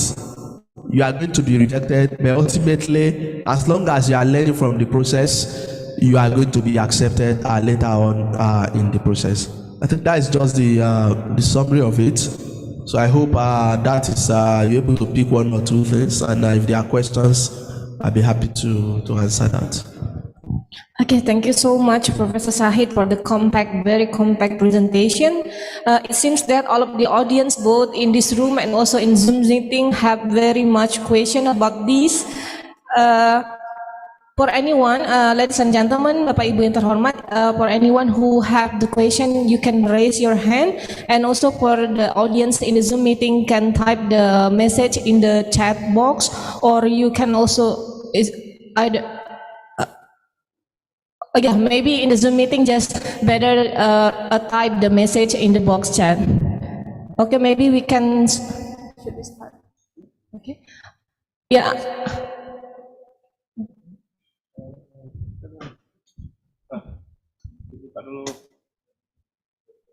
Yeah, maybe we can start from the question in this room. Yeah, please. Okay, thank you very much, Professor. Said. Okay, my name is Julie. I'm from the Civil Engineering Department. It's such a great presentation from you. Thank you very much. As you know, that looking for the best journal that's suitable for our work is such an art, and sometimes if we make the wrong choice or decision, we choose the Predator journal. So maybe Professor Said, you can explain, is there any standardized definition of questionable or Predator journals, and are there any specific criteria, and how can authors evaluate the integrity, history, practices, and reputation of this kind of journals? Thank you. Thank you very much.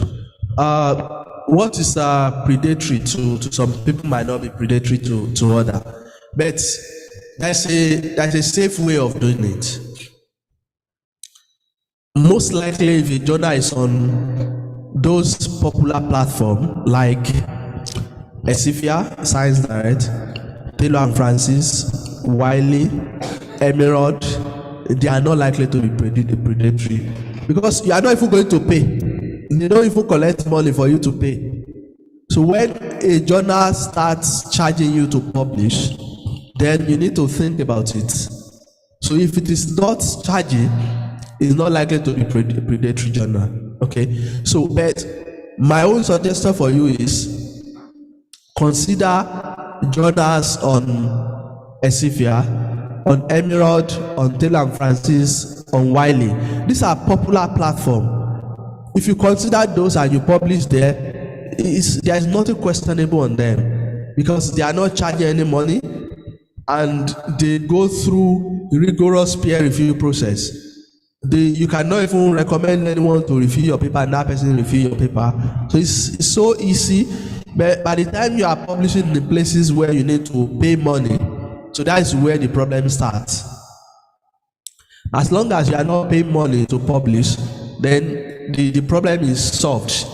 But I'm not saying that paying money to publish, I'm not saying that it is entirely bad, because even on Science Direct, there are some journals that are charging you, but they are open access within Science Direct, but they are not going to be predatory, because they are not even begging you to come there. So it's only if you want to do open access, you publish there. So if you publish on all those main publisher, then it's just safe. MIDP, you pay to publish there. Some universities now, they believe that publishing on MIDP is not the best, although I probably disagree with that, because most of MIDP journals, they also go through that rigorous peer review processes. But I don't normally publish there anyway, but I don't like paying to publish. So I just publish on Emerald, Taylor and Francis, Science Direct, and Wiley. That's all. I don't publish elsewhere. If you just, and the good thing with all this platform again is that they have journal finders. You can put your abstract and it will recommend journal that will be suitable for your paper there. So which makes things very easy on those platforms as well. I hope I answer your question. Okay, thank you. Please, ladies and gentlemen, for the next question, maybe. Okay, thank you, Professor Sahid. My name is Rizka Ulandari Putri from Chemical Engineering. Actually, I have 3 questions. The first is about the originality or novelty. I have ever had the reviewer that asks about my novelty, even though I write the research gap of research, but they think it is not a novelty. What is your suggestion how to find and write the novelty in our paper? And the second is about divided the data that you told before. I ever did it, and how we can prevent the self-plagiarism about maybe in methodology if we divided the data like that, and what is the minimum data of Q1 or Q2 journal. So if I don't mistaken, if we want to publish in Q1 or Q2, it must be more complete data in qualitative or quantitative. And the third is how to increase our H index based on the citation. Okay, thank you very much. So the first question about novelty, if you are able to establish the gap, that is not novelty. That is that your study is, there's a gap that your study is filling. So because it's just like you say there's a gap, then I need to do this study. The novelty will then come from your finding. What are the new things that your study find out that is not there? How will the finding then help people to achieve what they cannot achieve before? That's where the novelty will be articulated. How will they use it in the industry? How will they use it in academia? So that is where you are going to bring the novelty. Things that we don't know before, that your study made us to know. So that's how to articulate your novelty. The one in the gap in knowledge is just to say that my study qualify for being done. So that's just initial one.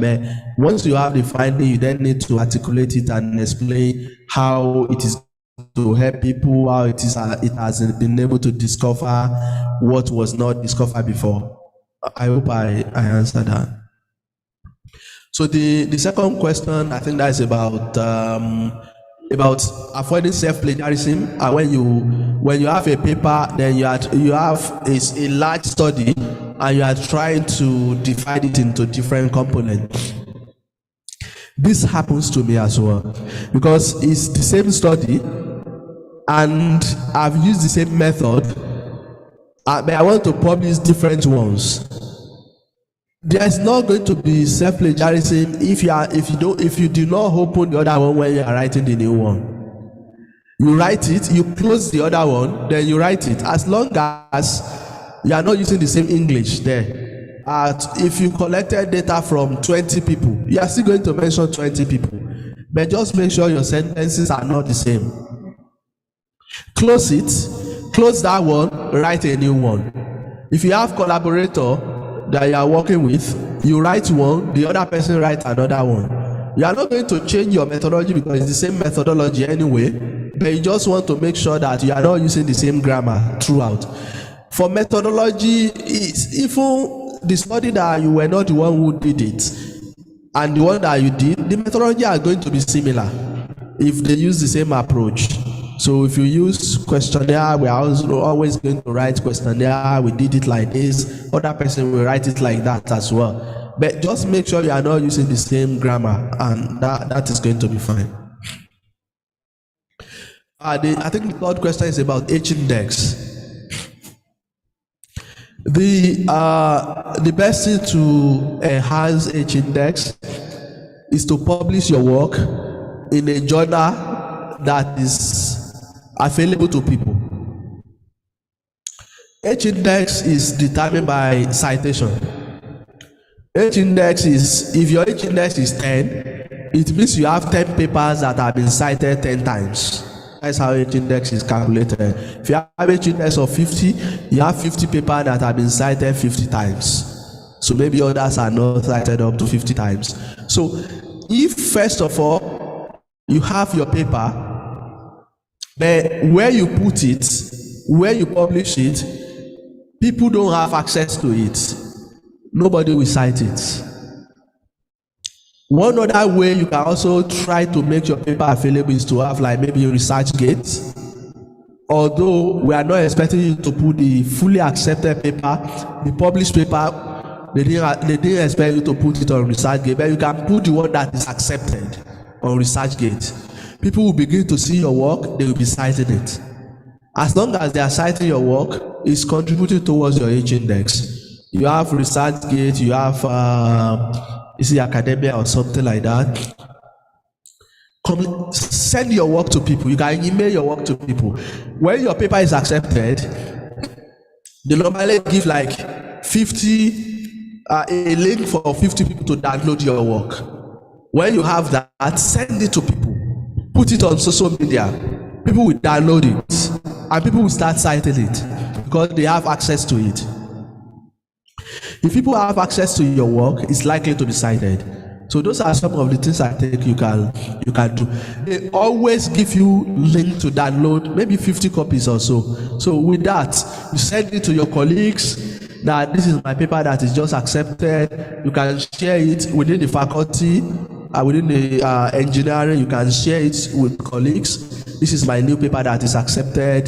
They read it, they cite it in their work. So as long as they are citing your work, your H index is going to be improving.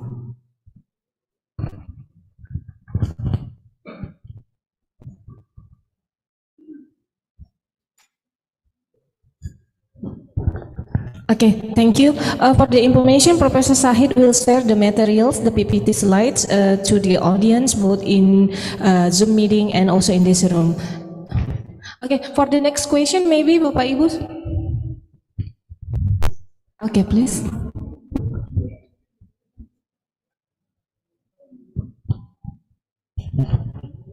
I'm Professor Sahid. My name is Asiani Vitaudjana. My background is chemical engineering. So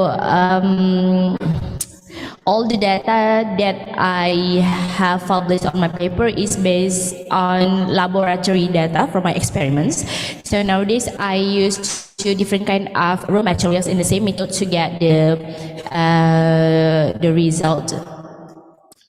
The problem is that make me doubtful to I'm going to publish because of there's two different raw materials, so I'm gonna split it into two articles. So the problem is that make me doubtful is because of the same method experiments.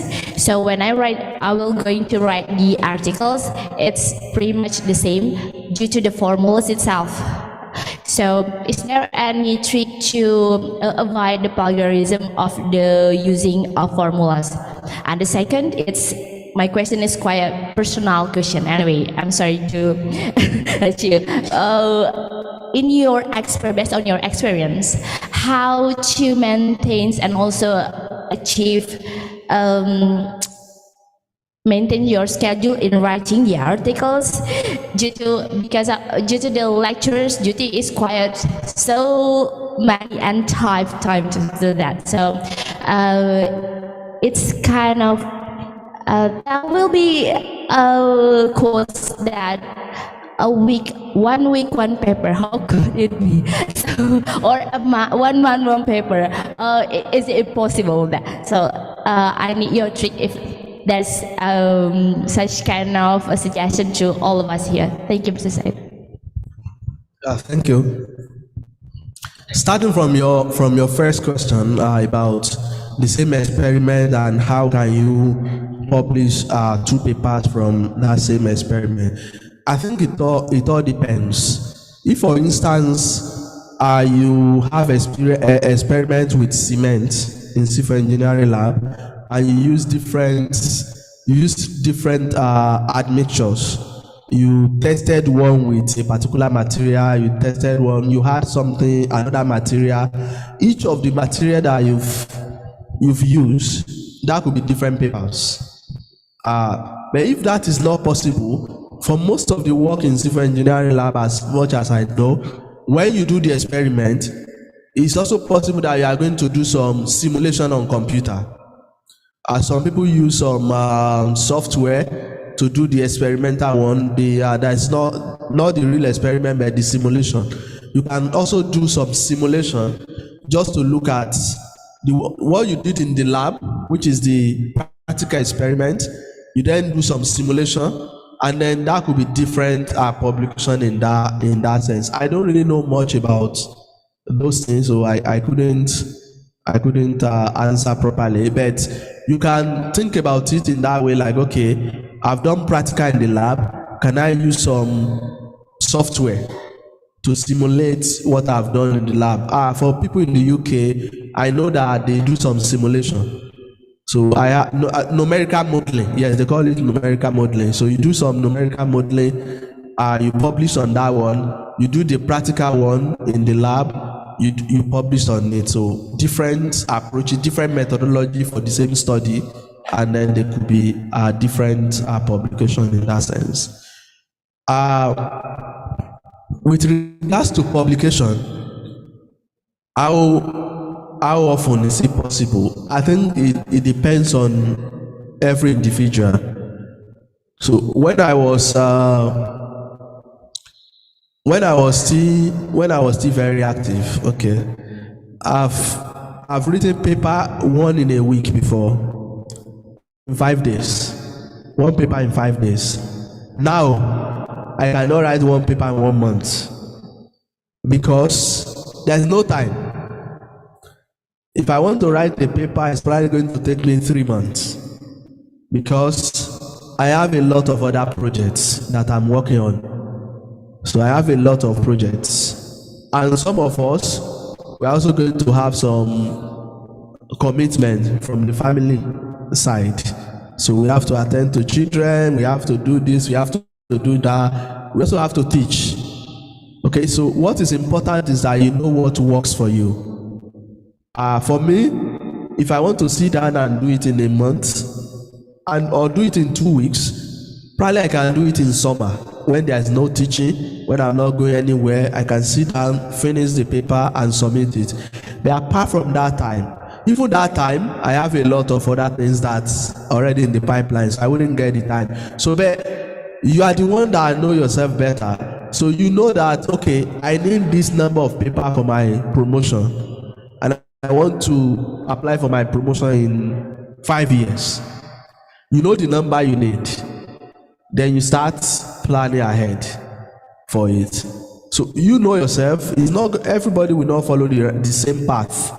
Some people, they might be promoted early in the process. Some people, it might be later in the process.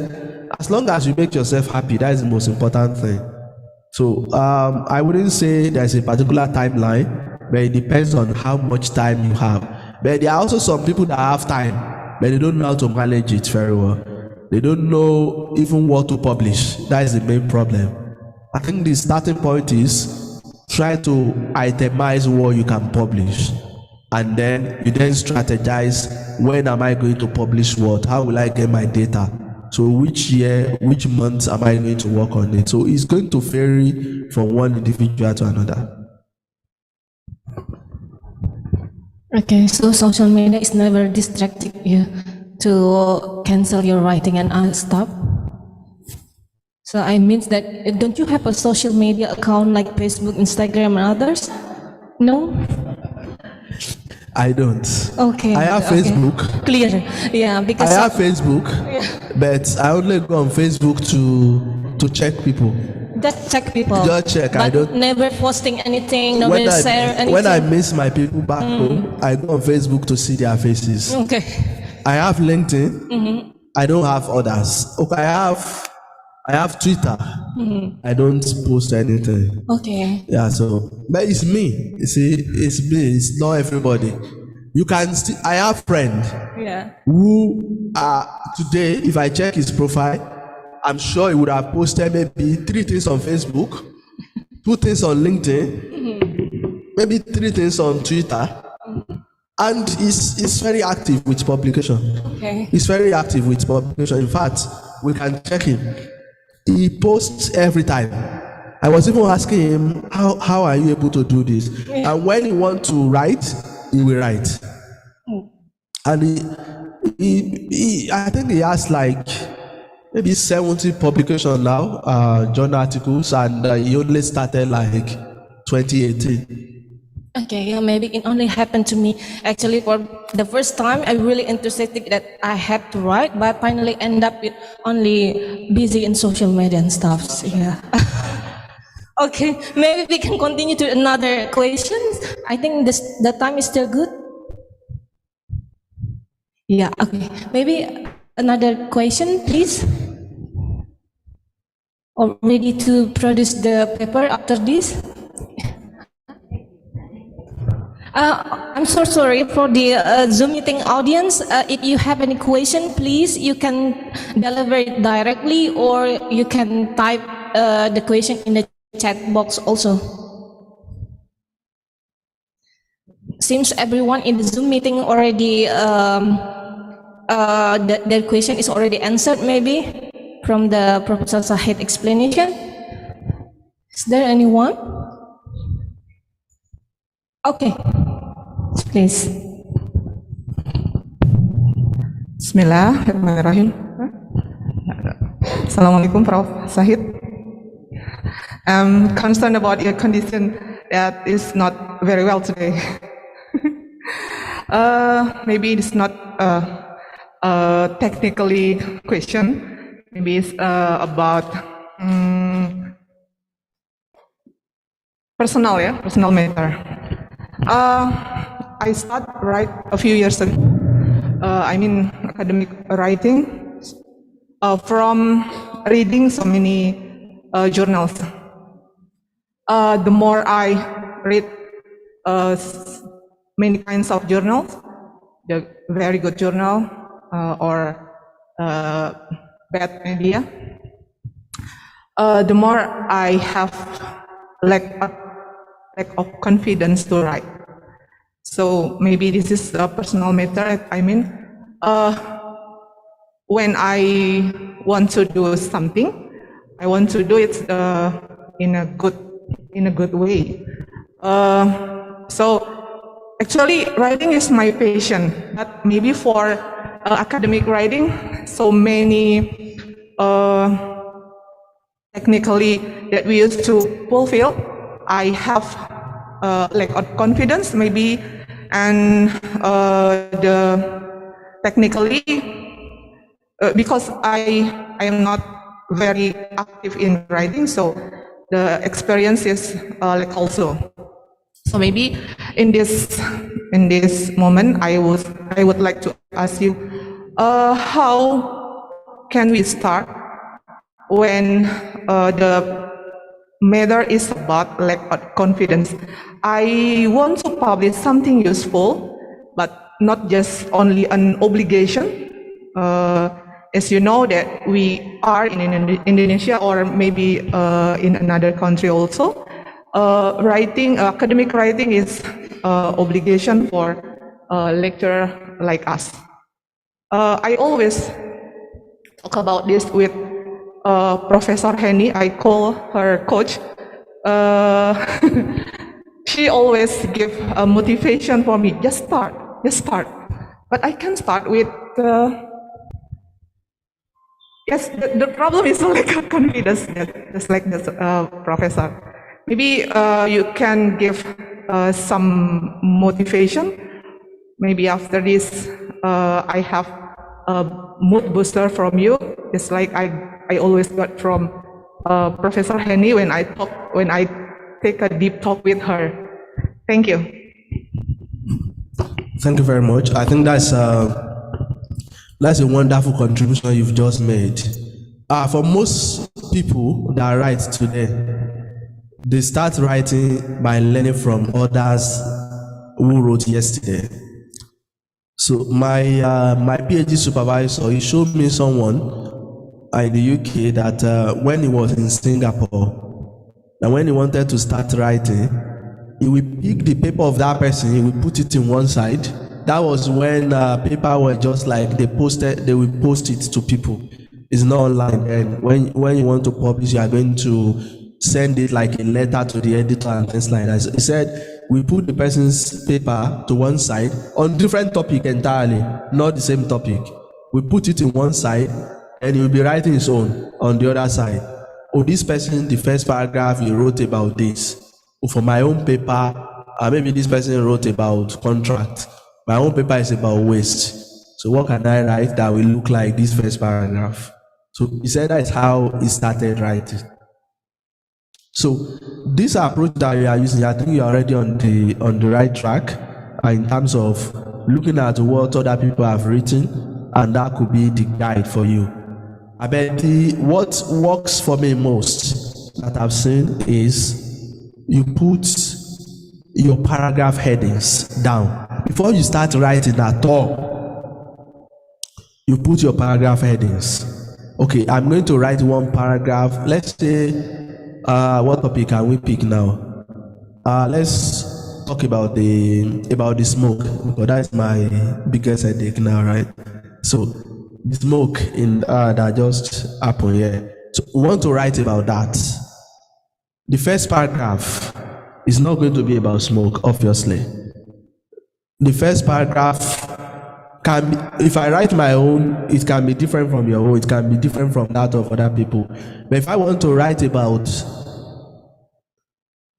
the first paragraph, I can write about health and well-being. It can be health and well-being that I'm going to write about, okay?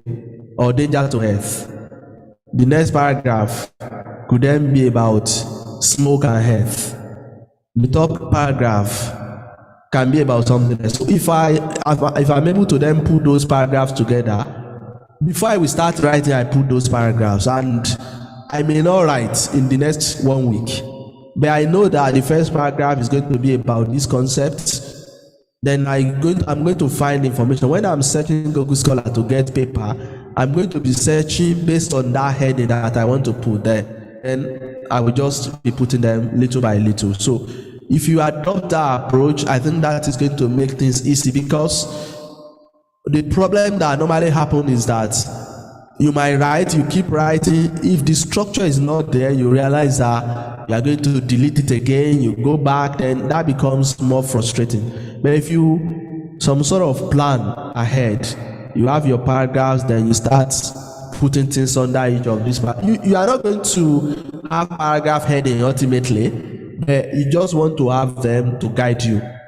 It's also going to help you to ensure that the different paragraphs are linked to each other, because when you write, your first paragraph and second paragraphs will be linked. You should be finishing first paragraph with what is coming in the second paragraph. So if you have such headings, they are going to help.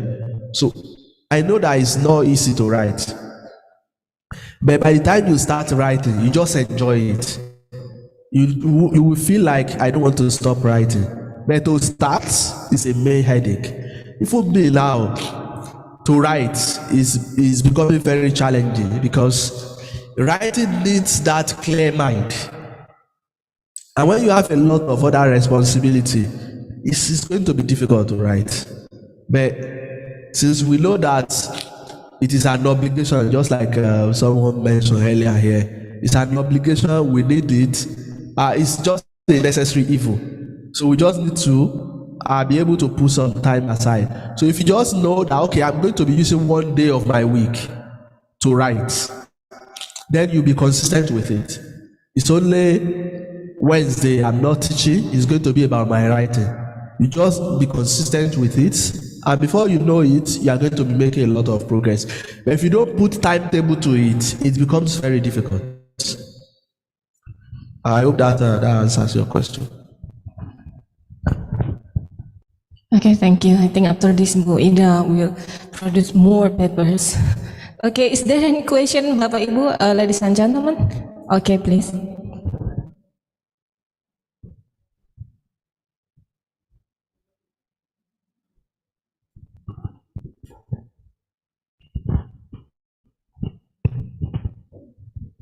Assalamualaikum warahmatullahi wabarakatuh.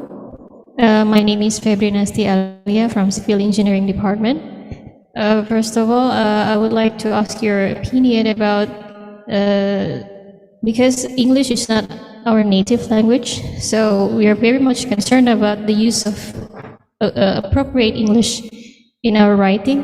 And for nowadays, there are many kinds of AI programs that we can use to improve our writings. For example, Google Translate, Grammarly, and then probably some like ChatGPT being in some stuff. And I would like to know your opinion about to what extent that we can use these programs to help elevate our writings to not to it still be ethical. For example, is it still properly can be done? Thank you very much. Okay, so for myself as well, English is not my first language. So we are in the same shoe. English is not my language, but ultimately we teach English students, isn't it? And you can see that most of you here, you have better accent than me, because my own accent is Nigerian accent, isn't it? Yeah, you have better accent than me, you speak good English. So forget about the fact that English is not my first language. I always tell Prophet that she speaks better English than me. Yeah, so my accent is not that great, but in terms of writing, we people from Nigeria, we can write very well. We can write very well because all our study will be in English. So we can write, but the accent, the way they taught us, we cannot.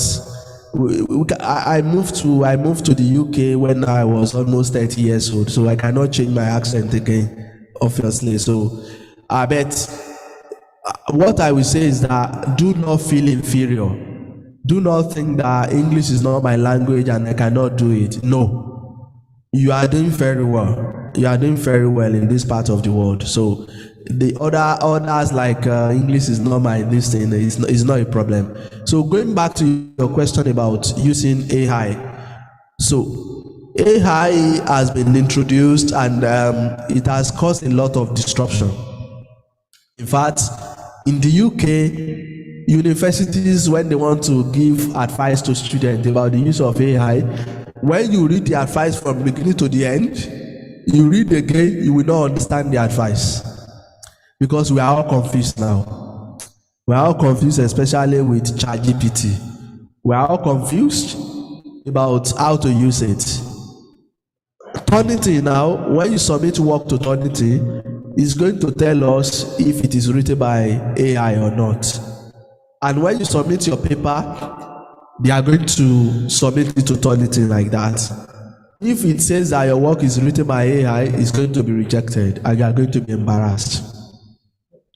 So at the moment, there is no conclusion on the use of AI, because when you say I'm using AI to improve my English, the same another person will use AI to generate the whole paper. And when you submit it, it's not going to tell us the difference that this person used it to improve their English, this person used it to generate the paper. There is no difference. So there is no how we are going to know that you use it only to improve your paper. So at the moment, my suggestion is don't use AI for now. Maybe in the next 1 year, the guidance is going to be clear and people are going to be allowed to use AI. People are using a lot of AI now as well. There are some AI tools, when you give them like 100 papers, it's going to tell you the summary and gap in knowledge. It will read all the paper and it will tell you gap in knowledge. I've not used any one of them, and one of my friend that does a lot of social media, he was the one that told me. And that is good, because you are not going to use it to write. It's just going to analyze all the papers for you, and it's going to tell you what is the gap in knowledge in this area. It's going to also tell you these are the things that each of the paper focus on. So when you want to write your work and you want to look at paper to support your argument, it's already putting them in some bucket for you, and you can use them. You can use AI in this innovative way. But AI for writing, at the moment, I will say try to avoid it. I understand that Grammarly is also, I've not used it for a long time now. I understand that Grammarly also has generative AI now. That when you submit your work, it's going to rewrite everything for you. The old Grammarly used to be like, it's going to highlight, improve this. That is good. But the one that will rewrite the whole paragraph for you, that is not, it's not advisable, because the guideline on it is not very clear yet. But hopefully in the next 1 year, they are going to allow people to be using all this AI, which at that point, maybe writing paper will not be a big deal anymore. And maybe instead of asking you for 20 paper, they'll be asking you for 200. But you can use AI to generate it. So at the moment, try to avoid it. Continue in your normal way. If you want to use Grammarly, use it just to highlight and then you rewrite, not for it to rewrite the whole work for you. Because they submit your work, it's going to tell them that it's generated by AI. So, and truly it's generated by AI. Although you gave it a copy, it's generated a new one. It's the same thing as not giving it a copy. So try to avoid it for now. Okay, thank you. So in terms of English, we are in the same boat. Okay, is there any question? Okay, maybe this is gonna be the last question, please.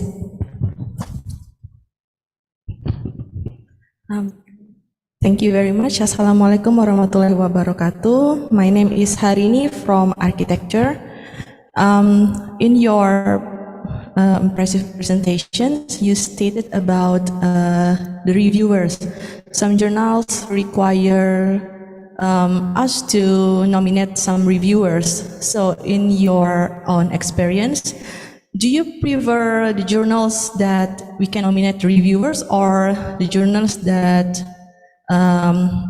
provide blind reviewers? Because we want to reduce the problem of biases. So what do you think of these matters? Thank you. So when you nominate reviewers for your paper, in more than 90% of time, they will not send your paper to those reviewers. It's just for you to add reviewers to their database. So they will not send your paper to those reviewers, especially if they are international journal, if they are on this platform that I mentioned earlier, Emirate, Taylor and Francis, Wiley, Science Direct. If they are there, they are not going to use your reviewers, most likely. But all they do is just to allow you to give them reviewers that they can trouble next time, not at that particular time. So whether you nominate reviewer or you don't nominate reviewer, it doesn't make any difference. But if you are going to nominate reviewers, you nominate people that are experts in that area, not just your friend. Nominate experts in that area, because they will review your paper if they use them. Some journals, they will use one of the reviewers that you nominate. They will then use other two that you have not nominated. One of my PhD students had his paper accepted just last month or two. Then after it is accepted, after about 2 weeks, they send message that they are going to reverse the decision of acceptance, that is not accepted anymore. So when we asked the editor is someone that I know very well. He said the editor that handled the paper made the mistake by sending the paper to the reviewers that were nominated. And that does not meet the quality standard of the journal. Do you understand me? So they don't normally send to the people that you nominate. But in that case, they made mistake by sending it to them, which makes the paper to be accepted, and then they reverse the decision again. They then send it back for review after it was accepted originally. So in most instances, they are not going to send your paper to the people that you nominate. If they will do at all, it's going to be only one with other two that were not nominated. But the essence of it is just for them to have list of reviewers that they can use in subsequent time. And you will see that when you are nominated them, they might ask you what is their area of expertise. And if they don't ask you, because you nominate them for your own paper and they already know the area of expertise of your paper, they already know their area of expertise. Subsequently, if a similar paper is submitted, then they will then use them for those papers. Okay, thank you. I think that's the last question for today. And then I would like to ask permission from Professor Sahid to highlight some points from your presentation for today. The first thing that the most common mistake that we did in the writing process is people usually don't really read the instruction. And also, the reviewers sometimes just want to perstate it a bit. So make them more perstated by resend it maybe. So, and then maybe start from now, we can use the benefit of journal finders.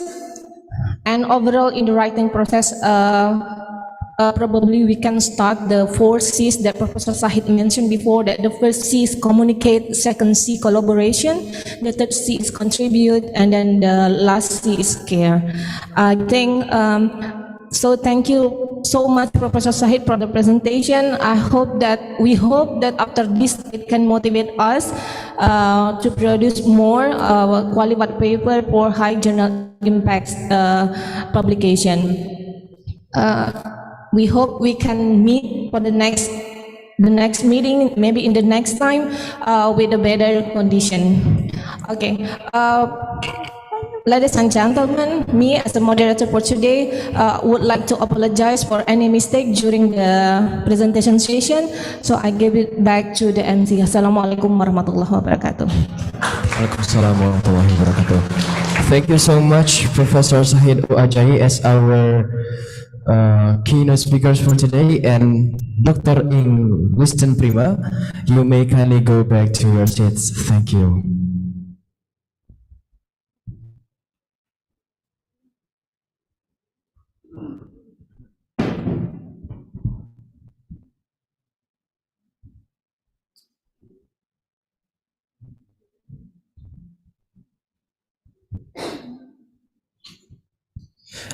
Ladies and gentlemen, what an amazing session that has been moderated by Dr. Ing Liston Prima, and we also would like to say thank you very much to Professor Sahid Ajayi from Leeds Beckett University, United Kingdom, for the knowledge that has been delivered in today's special occasion. Ladies and gentlemen, through today's workshop, we explored essential strategies to improve the feasibility of our research, navigate the publication process, and ultimately publish in high-impact international journals. The knowledge gained will undoubtedly empower us in our academic and professional journey.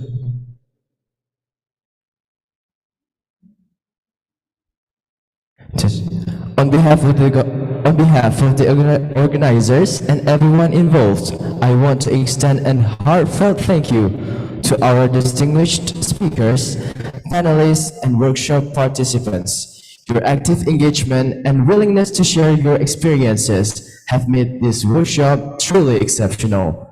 The journey to make a lasting impact through our research is ongoing. Let's stay connected, share our achievements, and inspire one another in the special occasion. It has been an absolute pleasure being your MC today. I am Muhammad Alif Wicaksono. On behalf of the entire team, I extend our warmest wishes for you to continue your success in your research endeavors. Thank you very much and see you next time. Okay, for all the participants, we would like to invite you to come to the stage.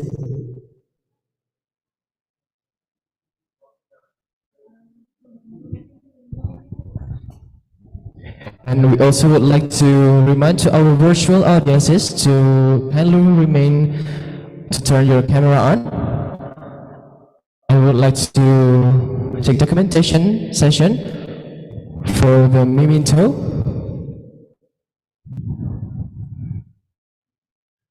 Okay. We will also remind our virtual audiences to stay turn on your camera because we want to take documentation sessions.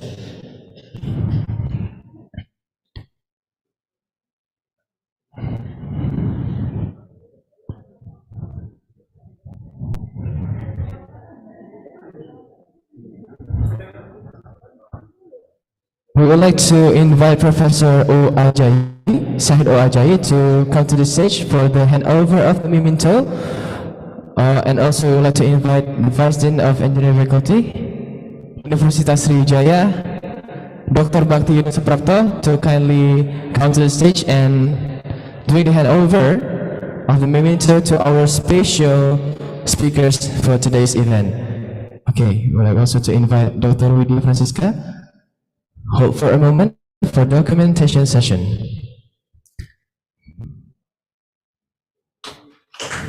Thank you very much, Professor Sahid O. Ajayi, Dr. Bhakti Yunus Suprapto, and Dr. Widya Francisca. You may kindly go back to your seats.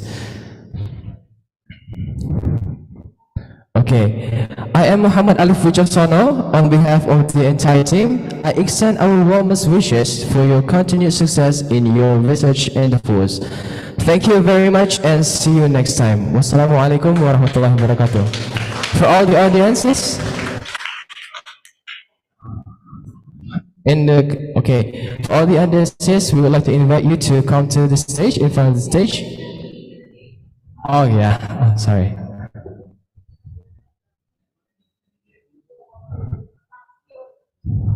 Okay, and for our virtual audiences, okay, we would like to request you all to raise and we will take documentation session. And for virtual audiences, we would like to remind you. Yeah. Yeah. You may come closer to in front of the stage. Come closer. So the camera can capture all of us here today. Okay?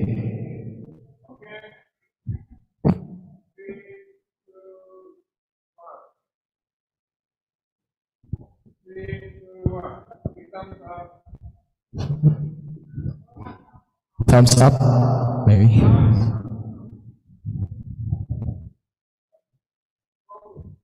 Okay, thank you very much, all the participants.